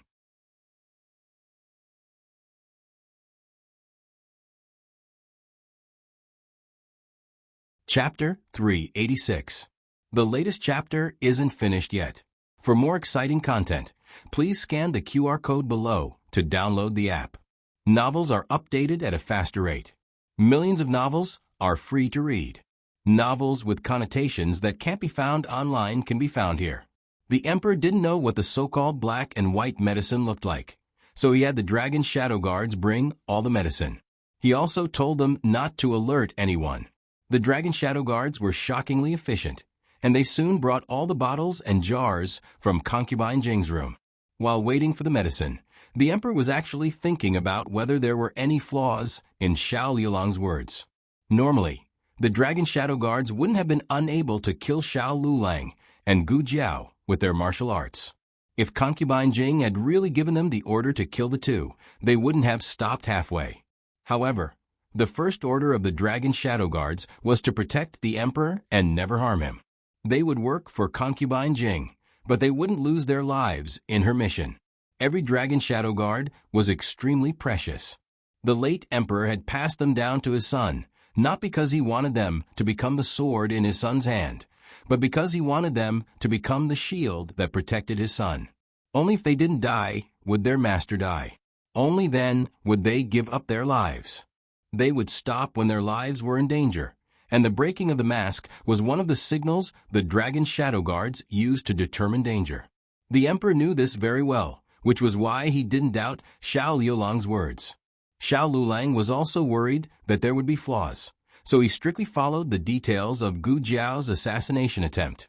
The Emperor looked at the jars and jars on the table and called for the imperial physician to identify them. This is the blood-invigorating pill. This is the golden sore medicine. This is the Jita wine. This is the qi and blood-replenishing pill. The imperial physician carefully identified the herbs on the table, but he couldn't give an answer even after looking at the 2 bottles of medicine for a long time. "What is it?" the Emperor asked with a frown. The imperial physician put down the white and black jars and cupped his hands. "Your Majesty, my medical skills are shallow, and I have never seen these 2 medicines before." The Emperor had a vague guess, but he suppressed it. He told himself to be calm and to have concrete evidence. "You may leave," he said to the imperial physician. "Yes," the imperial physician replied. "Wait." The Emperor suddenly stopped him. "What should be said and what should not be said? Do you know in your heart?" The imperial physician replied fearfully. "I will keep my mouth shut." Eunuch Wei personally escorted the imperial physician out of Pure Flower's palace. When he returned to the study, he saw that the tea on the Emperor's table had turned cold. So he hurriedly removed it and replaced it with a new one. "Your Majesty." The Emperor found that the pills in the black bottle and the white bottle looked exactly the same. The smell was also basically the same. He casually took out a white pill and asked Eunuch Wei, "I remember that the fire-clearing pill that the imperial physician prescribed last time looked similar to this. Go and get it." "Yes." Eunuch Wei took the fire-clearing pill. The fire-clearing pill was also a brown pill of the same size, but its gloss was not as good as the black and white pills, and its smell was not very similar. However, if they were mixed together, it would not be a big problem if one did not carefully identify them. The Emperor took out 2 pills from each of the white and black bottles and put the fire-clearing pill inside. The Emperor actually wanted to take a few more pills, but after taking too many, the smell in the bottles would be very difficult to pass off as genuine. The Emperor had the Shadow Dragon Guards put the pills back in the nunnery and summoned the old Marquis to the imperial palace again. This time, he did not plan on having the old Marquis investigate for him. He decided to go himself. "Your Majesty, that kind of place is filled with crooks and honest folk. I'm afraid it will bring shame to your Majesty's status. It's best if your Majesty does not go," the old Marquis advised. "We are not going there to play." He was going there to solve a case. Now that things had progressed to this point, his curiosity had been completely aroused. Of course, he was not going to investigate the truth just to satisfy his curiosity. Rather, it was because of his many years of feelings and sincerity. He wanted to know if he had really invested in the wrong person. The old Marquis was a military general and was not skilled in the ways of a civil official. He was not even as eloquent as the Emperor. So how could he win against him? After stammering a few more times to no avail, the old Marquis could only helplessly agree. The Emperor changed into travel clothes and came out. The old Marquis looked at him and reminded, "Your Majesty should wear a mask. Don't let people recognize you." The Emperor said unconcernedly, "I am the Son of Heaven. Only you court officials have seen me. If I go to that kind of place, how could I be recognized?" The old Marquis thought to himself, that might not be the case. In the end, the Emperor put on his travel bamboo hat. There was a veil on the outside of the bamboo hat that could also hide his appearance. What he did not expect was that the emperor would be recognized as soon as he entered the underground martial arts field. It was none other than Prince Ning, who had once gone to Jiangnan with the emperor. At that time, the emperor had been wearing this bamboo hat. Prince Ning was not at the level where he could not recognize his own father. He gently closed the window, leaving only a small gap. Puzzled, he asked, "What's the situation? Why did father come to this kind of place? Could it be to catch the crown prince?" The guard asked. The crown prince was not as watertight as Prince Ning. It was reasonable for the emperor to notice. Prince Ning shook his head slightly. "No, father went to find the pharmacist of the Yen kingdom." The guard did not understand. Why did His Majesty go find the pharmacist of the Yen kingdom? Is His Majesty not feeling well? Speaking of this, Prince Ning remembered something. His father met a Taoist priest on the way back to the palace. The Taoist priest said that he could refine the elixir of immortality for his father. In order to achieve immortality, his father was determined not to set foot in the harem for 2 years. He had investigated the Taoist priest. His origin was not good. Just as he was thinking about how to persuade his father to stay away from the Taoist priest, his father suddenly sent the Taoist priest out of the palace. It was as if immortality was just a joke or a whim of his father. Prince Ning did not know that the emperor had venereal disease. Naturally, he could not guess that the emperor sent the Taoist priest away only because he had recovered from his venereal disease and no longer needed the art of immortality. In the end, the emperor did not see the pharmacist of the Yen kingdom. He was 1 step late. The pharmacist of the Yen kingdom had left the city to pick herbs. As for how long he would take to return, it was not set. At least 3 to 5 days, at most 10 days to half a month. The emperor was anxious to find out the truth and could not wait that long. He thought of someone. Gu Jiao pretended to be a patient in the medical hall for a while. Thinking that the emperor would not come again, she removed the bandages on her body and sat in Xiao Senzi's carriage to return to Jade Water Alley. Just as she stepped into the room, the emperor arrived. She did not care about the half-dried herbs and rushed back to her room. Her movements were too fast. Yao Shi, who was watering the vegetable garden, did not react in time. The emperor entered the courtyard. Yao Shi quickly put down the watering pot and bowed. She did not call him Your Majesty. Instead, she called him Official Chu. The emperor knew that the relationship between the little divine doctor and Marquis Ding and manner was not good, so he let the old marquis return first. He came alone and only brought eunuch Wei. "Is Jiao Jiao here?" he asked. "Jiao Jiao." Yao Shi did not know that the young couple had conspired to trick the emperor.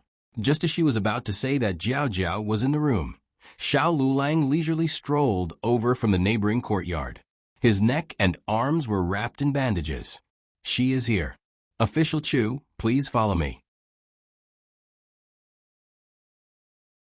Outside the palace, Xiao Lulang also used his status as Official Chu to address the emperor. Yao Shi looked at Xiao Liulang's arm and was shocked. "Lulang, you?" Xiao Lulang stared at her. "I am fine. Mother, do not worry." Yao Shi froze for a moment before immediately understanding. She lowered her eyes and calmly said, "I will go see if the pastries are ready. You take care of Official Chu." Saying this, she turned and went to the kitchen.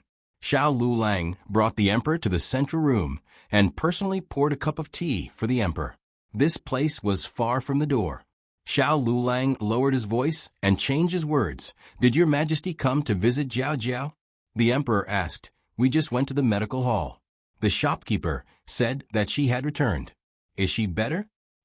Xiao Liulang's expression did not change as he said, "She was awake for a while, but she did not hold on for long. After she returned home, she fell asleep again." The emperor frowned. Xiao Lulang then said, "Did Your Majesty come here to visit Jiao Jiao?" The emperor sighed. "I came to visit her. I also have something I want to ask her." Xiao Lulang looked at the emperor. "I don't know, what is it?" The emperor frowned and said, "There is a type of medicine that the imperial doctors cannot recognize. We want to see her." Since she is still unconscious, we will come back another day. Xiao Lulang said, she is awake. Emperor, since Xiao Lulang said that Gu Jiao was awake, then Gu Jiao really slowly woke up. She lay on the bed and covered her mouth. Her face was full of pain and hurt. Xiao Lulang entered the room to take a look at her. It was fortunate that he saw her. Otherwise, with her awkward acting skills, she would be exposed at any moment. Your Majesty.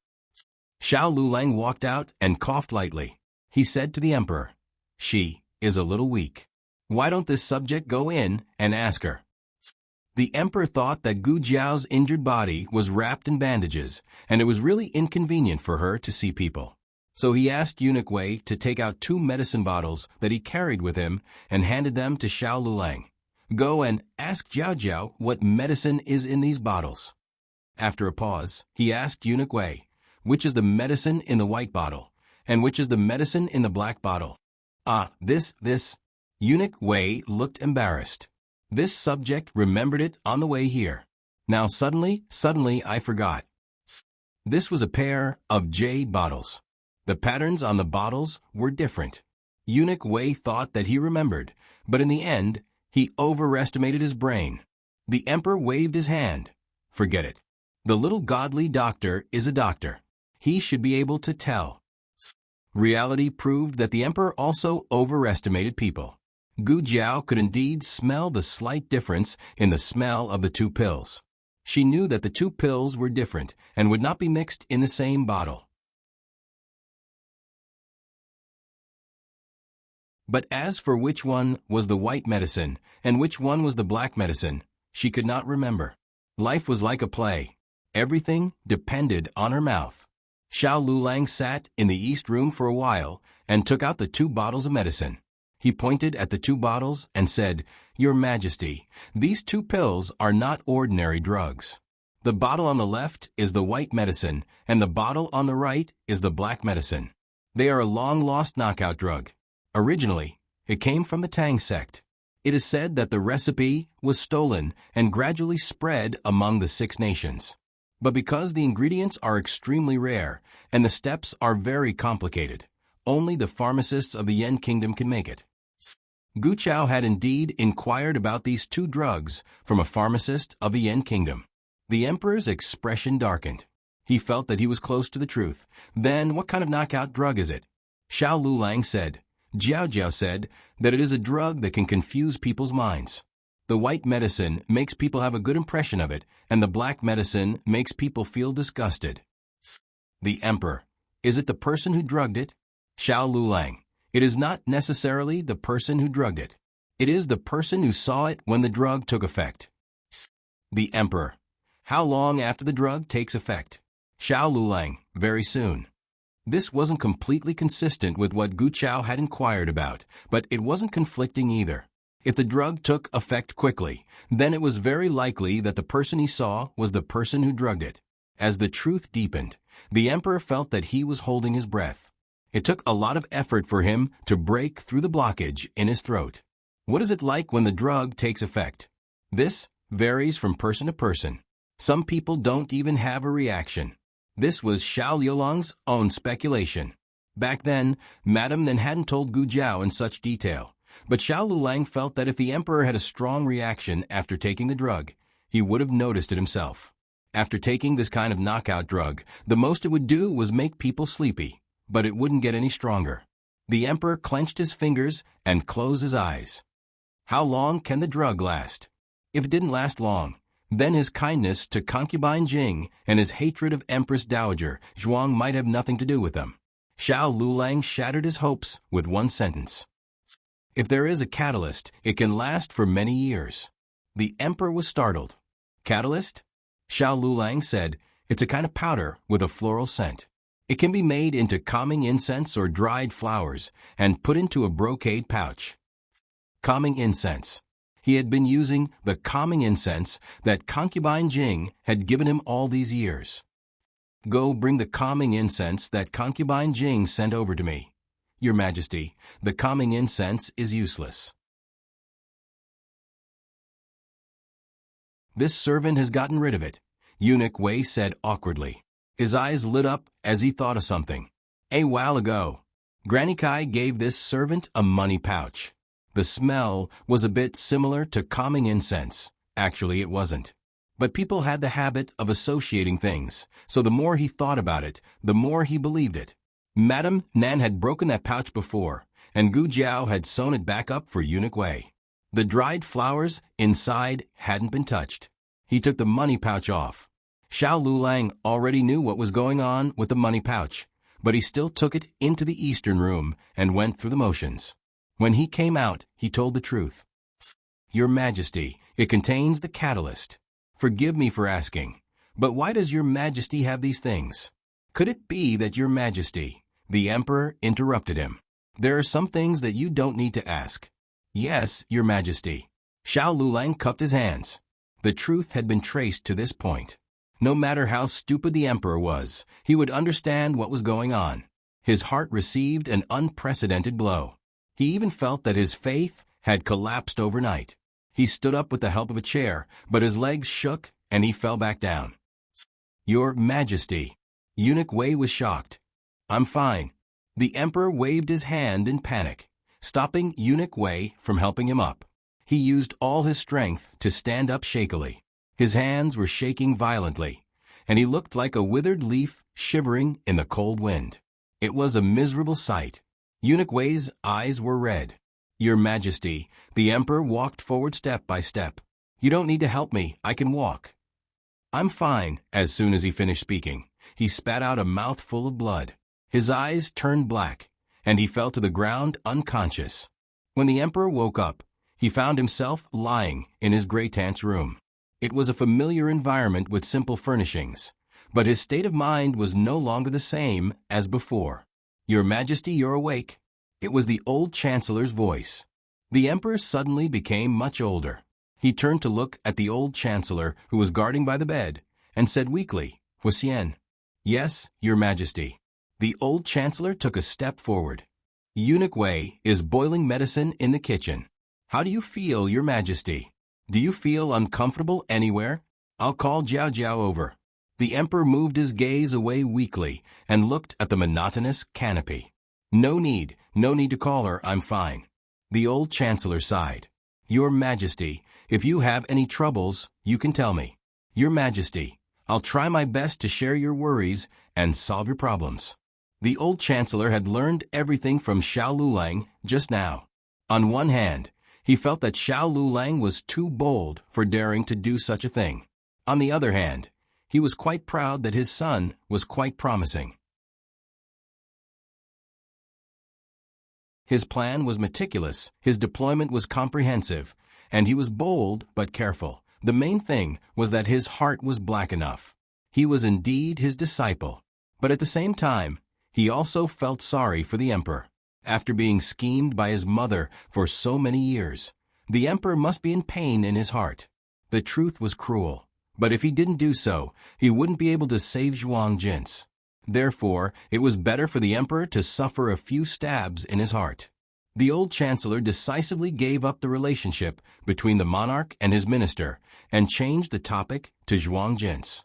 Your Majesty, are you going to rest in Bishui Alley or go back to the palace? There will be Empress Dowager tomorrow morning, so you don't have to worry so much. When Empress Dowager Zhuang was mentioned, the Emperor was absent-minded for a moment. Huxian. The old Chancellor cupped his hands and said, I'm here. The Emperor looked at the beam that was shrouded in the shadows and laughed at himself. He said, Do you think she hates me? Even I don't need to. It can be seen that her mood is so complicated that she can't control it. The old Chancellor continued to poke in. Your Majesty, are you talking about Empress Dowager? She hates you, right? After all, Your Majesty has hated her for so many years. You even caused her to be infected with leprosy and almost took her life. If I were her, Your Majesty, please forgive me. I've misspoken. No, you can continue. Forget it. There's no point in talking about this now. Your Majesty and Empress Dowager's relationship can't be reconciled. Can't be reconciled. Not knowing why, when the Emperor heard these words, his heart suddenly felt uncomfortable. The emperor didn't reveal to Xiao Lulang and Gu Jiao that he was drugged. The old chancellor also pretended that he didn't know. He sighed and said, "If your majesty really can't tolerate Empress Dowager, please bear with it. Empress Dowager is only a few years younger than me. She's already old and doesn't have many years left to live. Your majesty can bear with it." The emperor felt even more uncomfortable in his heart. When he thought that Empress Dowager Zhuang would lie in the cold coffin like the former emperor, he even stopped breathing. He didn't know what was wrong with him. In fact, putting aside the effect of the drug, he and Empress Dowager Zhuang were definitely not on good terms. Even if he wasn't drugged to hate her, he would still hope that she would quickly step down, hand over the power of the court, and leave his throne room as soon as possible. But why did he still feel uncomfortable? The old chancellor didn't hesitate to poke the knife. He said, "I'm on your majesty's side. If your majesty really can't tolerate Empress Dowager Zhuang, just let the Shadow Dragon Guards kill her." The emperor's face changed. "How can I?" The old chancellor seemed to not hear this sentence and continued, "Speaking of which, it's also old concubine Jing's fault that she was too impulsive. The former emperor clearly left an imperial edict for the virtuous Empress Dowager to be buried with him. If she didn't steal it and burn it, your majesty wouldn't be in so much trouble. There would be no Empress Dowager Zhuang in the world." That woke him up from his dream. That was right. The former emperor had left an imperial edict for Empress Dowager Zhuang to be buried with him. One day, concubine Jing was taking care of the former emperor and happened to find the imperial edict. She risked her life to steal it. In order not to be discovered, she immediately found a secluded corner and burned the imperial edict. During that time, the relationship between him and Empress Dowager Zhuang wasn't very harmonious. They had several arguments over the former emperor's treatment plan. Concubine Jing said that the doctor from the Yen kingdom was very good. If the emperor didn't have a craniotomy, he wouldn't be able to live. Why not fight to the death? Now that he thought about it, craniotomy was such a terrible thing. Why did he feel that old concubine Jing's words made sense at that time? When Empress Dowager Zhuang opposed the craniotomy, he felt that Empress Dowager Zhuang deliberately didn't give the former emperor the last hope of recovery. How could he? The emperor pulled his thoughts back and focused his attention on the imperial edict. In fact, he had never seen the imperial edict. Everything was just concubine Jing's side of the story. So, did it really exist? If it did concubine Jing really burn it? He didn't know what she was thinking before, but now that the truth was out, how could she let go of a chance to execute Empress Dowager Zhuang? There must be something in between that he didn't know. The night was like water. After the hour of the evening, the palace gradually quieted down. The majestic throne room was like a sleeping lion, quietly hibernating under the curtain of the night. The emperor didn't turn over his tablet today, so the concubines and concubines gave up on waiting and closed the palace doors with sighs. In the secluded nunnery, old concubine Jing had just finished reciting a Buddhist scripture. The cool night fell on her thin figure, casting a layer of silent light on it. "Grand imperial concubine, it's time to rest," Granny Kai reminded her. Old concubine Jing held the wooden bell in her hand and asked softly, "What time is it?" Granny Kai said, "It's just past the hour of the evening." "Then it's the hour of the evening." Old concubine Jing put the bell back on the table. "His Majesty probably won't come today." Granny Kai sighed. His Majesty hadn't paid his respects to old concubine Jing for a few days. Granny Kai said earnestly, "Your Majesty, His Majesty is..." Old concubine Jing nodded faintly. "I understand. I was muddle-headed and gave him the wrong medicine." Granny Kai looked at old concubine Jing with a complicated expression. "Your Majesty," old concubine Jing said faintly, "go to sleep." "Yes." Just as Granny Kai helped old concubine Jing up, "Hui," Anne's cry came from outside. "Your Majesty." Old concubine Jing's dim eyes suddenly brightened, and she tightened her grip on Granny Kai. In the tea room, old concubine Jing and the emperor sat facing each other on their respective cushions. There was a long table between them, on which there was a pot of freshly brewed flower tea and some vegetarian snacks from a nunnery. Have some tea. Old concubine Jing placed a cup of flower tea in front of the emperor. The emperor looked at the cup of tea and didn't reach out to take it. Instead, his gaze fell on the exquisite vegetarian snacks. Does mother really like vegetarian food? Old concubine Jing looked at him in confusion. Granny Kai walked out quietly and said to the few little nuns outside the door, "You all go and have a rest. We don't need you here." The nuns returned to their respective rooms. Granny Kai closed the door for the two and waited quietly in the corridor. Old concubine Jing poured herself a cup of scented tea as well. Despite her age, she picked up the cup with her well-maintained fingers and smiled nonchalantly. "Your Majesty, are you asking me if I'm a vegetarian? I wasn't used to it at first, but after so many years, I should be used to it no matter how much I hate it. So mother hates going to the nunnery." The emperor caught on to the meaning behind her words. Old concubine Jing was startled. She put down the cup and said, "That's not what I meant. I was just making an example. I don't hate vegetarian food." "But I don't like it either," the emperor said. Old concubine Jing frowned and looked at the emperor.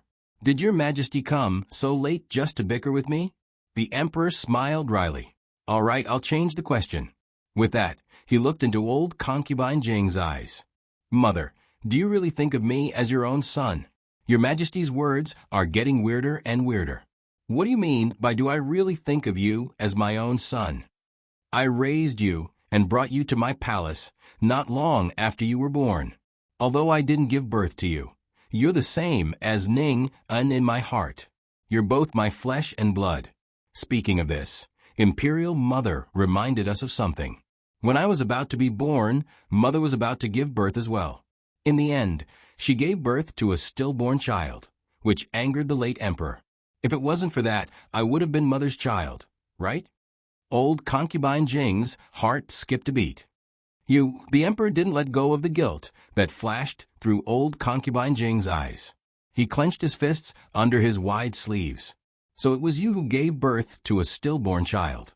Yes, if the empress hadn't given birth to a stillborn child, how could a concubine raise a prince? "I should have been raised under mother's name." Old concubine Jing's clenched fists loosened bit by bit. She picked up her teacup and took a sip. "I had just entered the palace not long ago and hadn't made friends with the empress yet. I didn't have the means to make her give birth to a stillborn child. It was concubine Lu who did it, whether you believe it or not."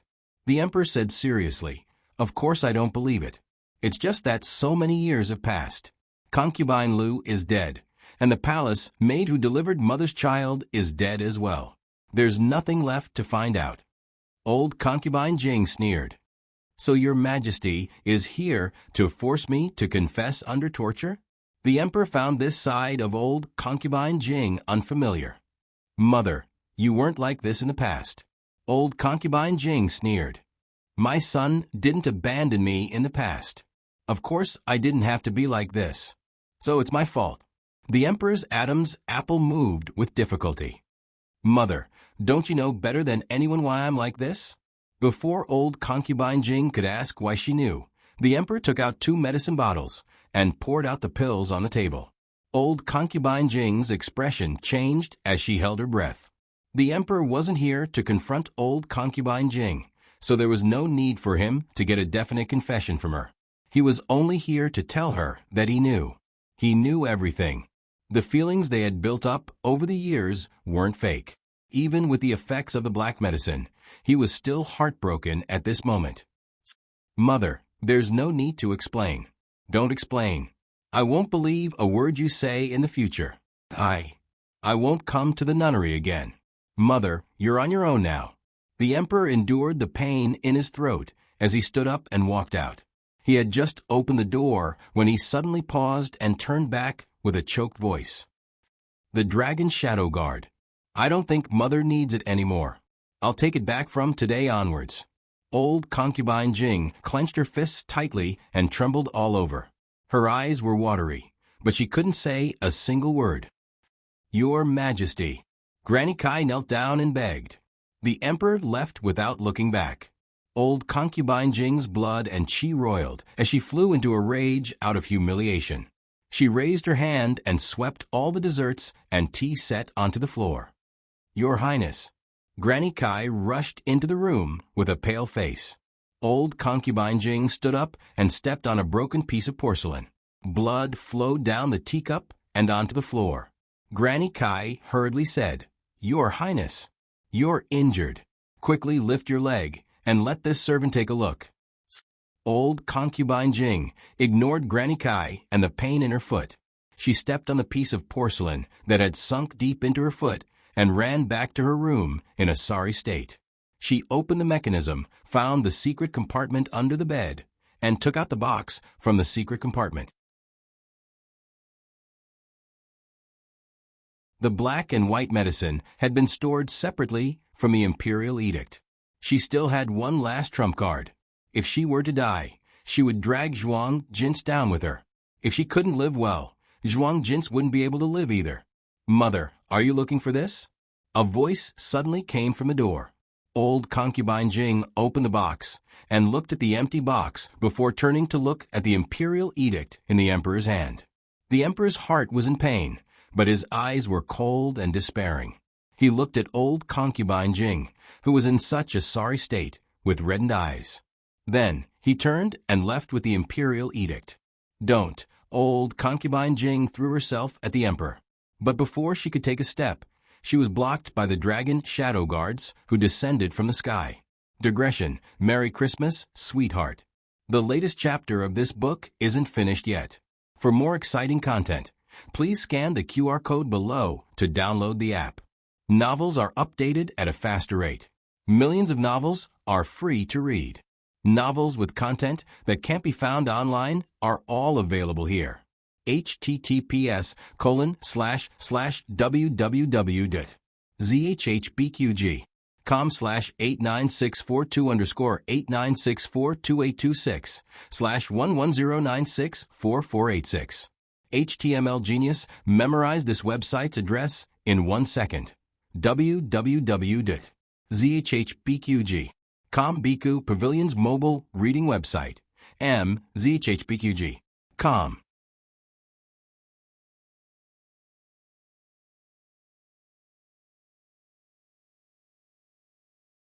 Chapter 387. The latest chapter isn't finished yet. For more exciting content, please scan the QR code below to download the app. Novels are updated at a faster rate. Millions of novels are free to read. Novels with content that can't be found online are all available here. Even if Concubine Jing suddenly became a martial arts expert, the emperor wouldn't be surprised at all. A person's heart died in an instant. Or perhaps his heart had been slowly dying a long time ago, but he refused to believe it. He was waiting for the so-called evidence, waiting for them to return to the past. Reality proved that the past was nothing more than a bubble. With the dragon shadow guards present, no matter how powerful an expert was, they wouldn't be able to charge over. Concubine Jing's shouts and roars came from behind him. Her voice sounded a bit hoarse, but there were also soft sobs and loud sobs. The emperor didn't turn around even once. The heavens didn't seem to be cooperating with his current mood and didn't give him a sudden storm. The night was frighteningly quiet. He returned to Pure Flower's palace. It was already late at night. Apart from the eunuchs on night duty, everyone else had returned to their servants' rooms to rest. Eunuch Wei walked in front of the emperor with a lantern. He probably understood that the emperor wasn't in a good mood, so he didn't dare say anything along the way. But now that the emperor was about to sleep, he mustered up his courage and asked, "This servant will go prepare some water?" The emperor said with a numb expression, "We will go to the study to read some memorials." He couldn't sleep. Yes. Eunuch Wei didn't try to persuade him. After sending the emperor to the study, he left and instructed the eunuch to go to the imperial kitchen and make some porridge and snacks. The emperor had been sitting in the study a bit too often recently. Eunuch Wei looked at the dark face that looked like it had been struck by lightning and didn't even dare to serve tea. Eunuch Wei sighed as he stood guard at the door. "What's going on? How did concubine Jing get torn to shreds in just one day? He felt like something was wrong, but he couldn't put his finger on it. His Majesty is so pitiful. His Majesty is so pitiful. His Majesty, what is Majesty? He was a eunuch, yet he pitied the emperor. Was he too bored to do anything? Eunuch Wei held onto his horsetail whisk and quietly stood guard outside the door. The emperor was still immersed in the shock brought by the series of truths. Whether it was the nature of old concubine Jing, the previous emperor's imperial edict, or the empress dowager's grievances, he was unable to calm down for a long time. What he should be most upset about was the disillusionment between him and grand concubine Jing, but for some reason, it didn't seem as bad as he had imagined. He was angry that he had been fooled, and he was angry that he had been schemed against. Compared to his mother's disillusionment in his heart, the previous emperor's imperial edict was more difficult for him to let go. He didn't understand what kind of state of mind the late emperor had been in to leave behind an imperial edict that would bury the virtuous empress and concubine Jing at the same time. He had read the contents of the edict carefully. Although they were buried together, only Xian the Empress and Xian Di shared the same coffin and were buried together in the imperial mausoleum. It could be said that they were born in the same quilt and died in the same hole. Concubine Jing was buried in the imperial mausoleum. As concubine Jing, she probably felt more resentment than anything else. She was resentful that even if she were to die, she would die outside of the two of them, like a third person who could never get in between them. He could more or less guess Mother Jing's jealousy and unwillingness. He couldn't guess what Xian Di was thinking. Could it be that Xian Di had long realized that something was wrong with Mother Jing and guessed that she would try to sow discord between him and the Empress Dowager? For the sake of the stability of the court, Xian Di decided to go all the way and take both women to the grave? Or perhaps Xian Di really did want Xian the Empress to go to the Yellow Springs with him and share a bowl of Meng Po soup on the Bridge of Helplessness, so that they could still be husband and wife in the next life. The emperor pinched his aching glabella. He suddenly realized that he didn't understand Xian Di at all. This imperial edict couldn't be left alive. To avoid any more complications, he threw it into the brazier and burned it. As the flames danced, Empress Dowager Zhuang's face inexplicably flashed through his mind. It wasn't this face that had been through the vicissitudes of life, but rather the face that had been the most beautiful in the imperial harem when she was young. As the legitimate daughter of the Zhuang clan, her first smile was enough to topple cities, and her second smile was enough to topple countries. There were 3,000 beauties in the imperial harem, but none of them could compare to her beauty. He still remembered the first time he had walked up to her and looked at her seriously. His face had immediately turned red. When he returned, he had told Mother Jing that his mother was really beautiful. Was it that time that the seed of jealousy had been planted in Mother Jing's heart? The emperor closed his eyes in self-reproach. Why did you hurt Mother Jing? Why didn't you save Father? What intentions did you have? You didn't even let off the people closest to you in order to monopolize power. You're a vicious woman. When the Liu clan plotted against you, it was Mother Jing who took a sword for you and almost lost her life. When Xian Di wanted you to be buried with him, it was Mother Jing who risked her life to steal the imperial edict. Mother Jing treated you with all her heart, but in the end, you couldn't even bear to give her a single Tianshan snow lotus. He had forgotten that the Tianshan snow lotus had already been used in his medicine. It wasn't that Mother didn't want to give it to him, but that she couldn't. However, she hadn't explained a single thing. She had only looked at him deeply before turning to leave. What kind of grievances and sadness had she left with at that time? He didn't know. He didn't know at all. It was a dark and windy night. Jade Water Alley had also sunk into silence. However, the lights in Gu Jiao's room suddenly lit up. That's right, Gu Jiao had been pretending to be asleep. She had waited until everyone had fallen asleep before sneaking out of her bed. The day was still hot, but the night was very cool. Gu Jiao tiptoed out of her room in a thin set of pajamas. She sneakily went to the kennel in the backyard and took Little 8 out of the kennel when it wasn't paying attention. Little 8 was dumbfounded. Gu Jiao walked back with Little 8 in her arms. She thought that she had hidden herself well, but little did she know that she was blocked by Xiao Lulang as soon as she arrived at the central room. Gu Jiao blinked. "It's so late. You're still awake?" Xiao Lulang was also wearing pajamas. She asked again, "You woke up in the middle of the night?" "Xiao Lulang, thank you. My kidneys are fine." Xiao Lulang looked at Little 8 in her arms and asked, "Why are you hugging a dog in the middle of the night instead of sleeping?" "Just for fun?" Gu Jiao said. Xiao Lulang, haha. Xiao Lulang stared at Gu Jiao without blinking. He had the ability to not get angry and not get to the bottom of things, but also make people unable to keep secrets. Gu Jiao knew that if she didn't explain clearly, he wouldn't go back to sleep obediently. That was strange. Had he been pretending to be asleep all this time? Waiting to catch her in the middle of the night? Fine. Gu Jiao finally decided to confess. Who asked him to be her husband? She couldn't bear to beat him until he fainted. "I want to test the medicine," Gu Jiao said. Xiao Lulang didn't look too surprised. "You guessed it." Gu Jiao blinked and asked him. Xiao Lulang said calmly, "I saw you secretly changing the medicine from His Majesty." He really didn't know where she learned this skill from. She was too fast. If he hadn't been paying attention, he wouldn't have noticed. Gu Jiao pursed her lips. "No wonder you stopped me in the middle of the night. You want to use Little 8 to test the medicine?" Xiao Lulang looked at the puppy in her arms and asked. Gu Jiao shook her head. "No, I want to test it myself. I want to know the effects of the black and white medicine and why it can confuse people's minds." Xiao Liulang's mouth twitched. "So you brought Little 8 here?" he asked. "Yes." Gu Jiao nodded. "I don't know which one is the black medicine and which one is the white medicine. It doesn't matter if it's Little 8. It was fine if she got close to Little 8, but if she really hated it, Little 8 was Guyan's puppy. For Guyan's sake, she wouldn't do anything to Little 8. Xiao Lulang imagined the scene of her hugging Little 8 and kissing him left and right. He immediately felt unwell. No, he flatly refused.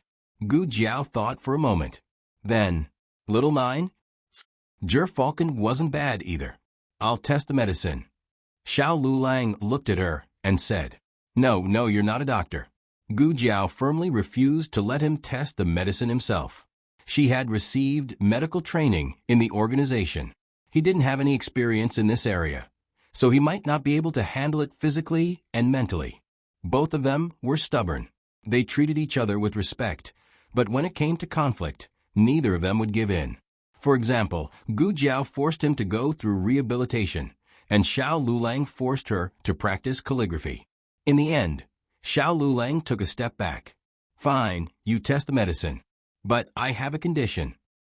Half an hour later, the two of them sat in the east room under the dim light of the oil lamp. Gu Jiao had two identical pills in front of her. Because she didn't know which one was the black medicine and which one was the white medicine, she could only try her luck. "Think carefully.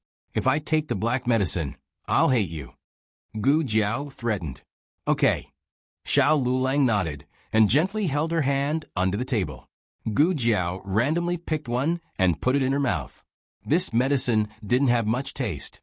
Instead, it had a licorice fragrance. Xiao Lulang stared at her without blinking. He didn't want to miss the slightest change in her eyes. It would be a lie to say that he wasn't nervous. If, and he meant if, she really took the black medicine, then he would take the white medicine. Gu Jiao's body was probably stronger than an emperor's. It took a full 15 minutes for the medicine to take effect. She didn't know what kind of medicine she took, but she was very sleepy. Before she fell asleep, she looked at the handsome face so close to her and suddenly held his hand. She held his hand tightly, as if she was going to lose him. Xiao Liulang's throat moved with difficulty. Then, Gu Jiao fell asleep on the table. She had a long dream. In the dream, she saw all the places she wanted to go and all the things she liked. The person she saw before she fell asleep was also in her dream. She entered the dream in a sober state. This was a skill she had learned from training in the organization in her previous life. She had been injected with countless types of hallucinogens and had been required to stay awake. Of course, she wasn't able to resist such a strong drug from the beginning.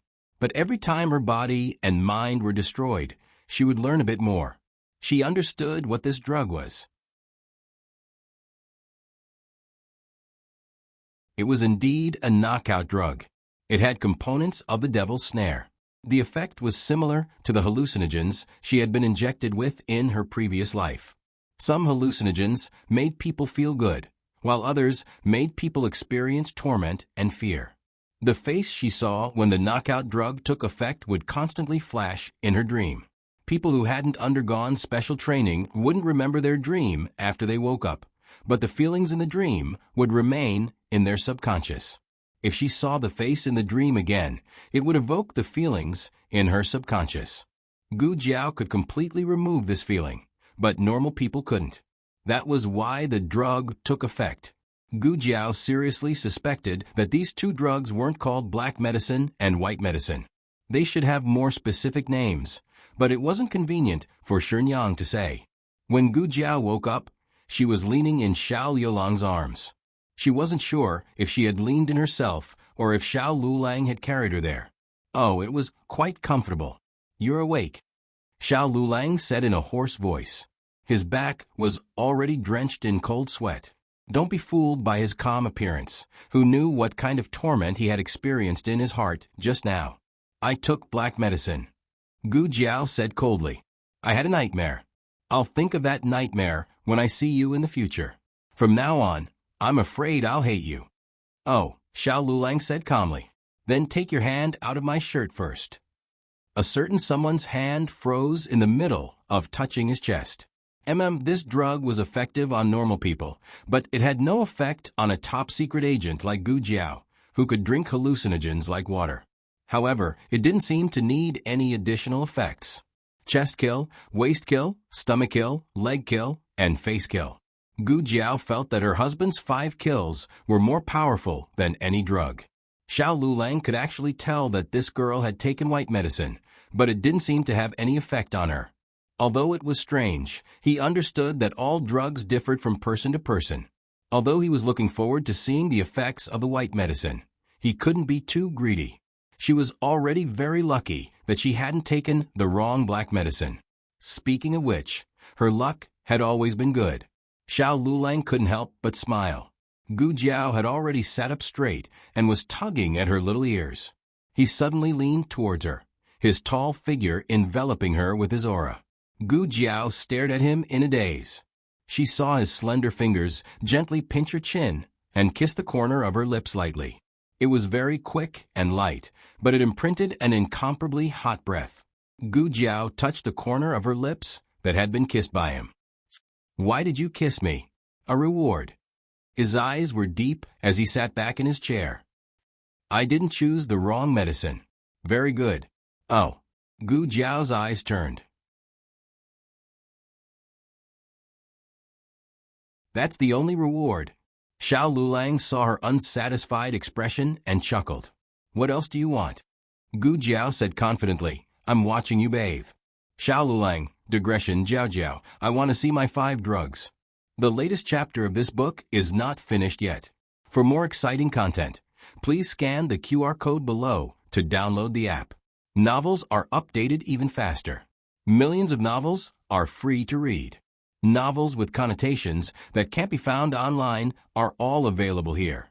https://www.zhbqg.com/89642_8964286/11093575.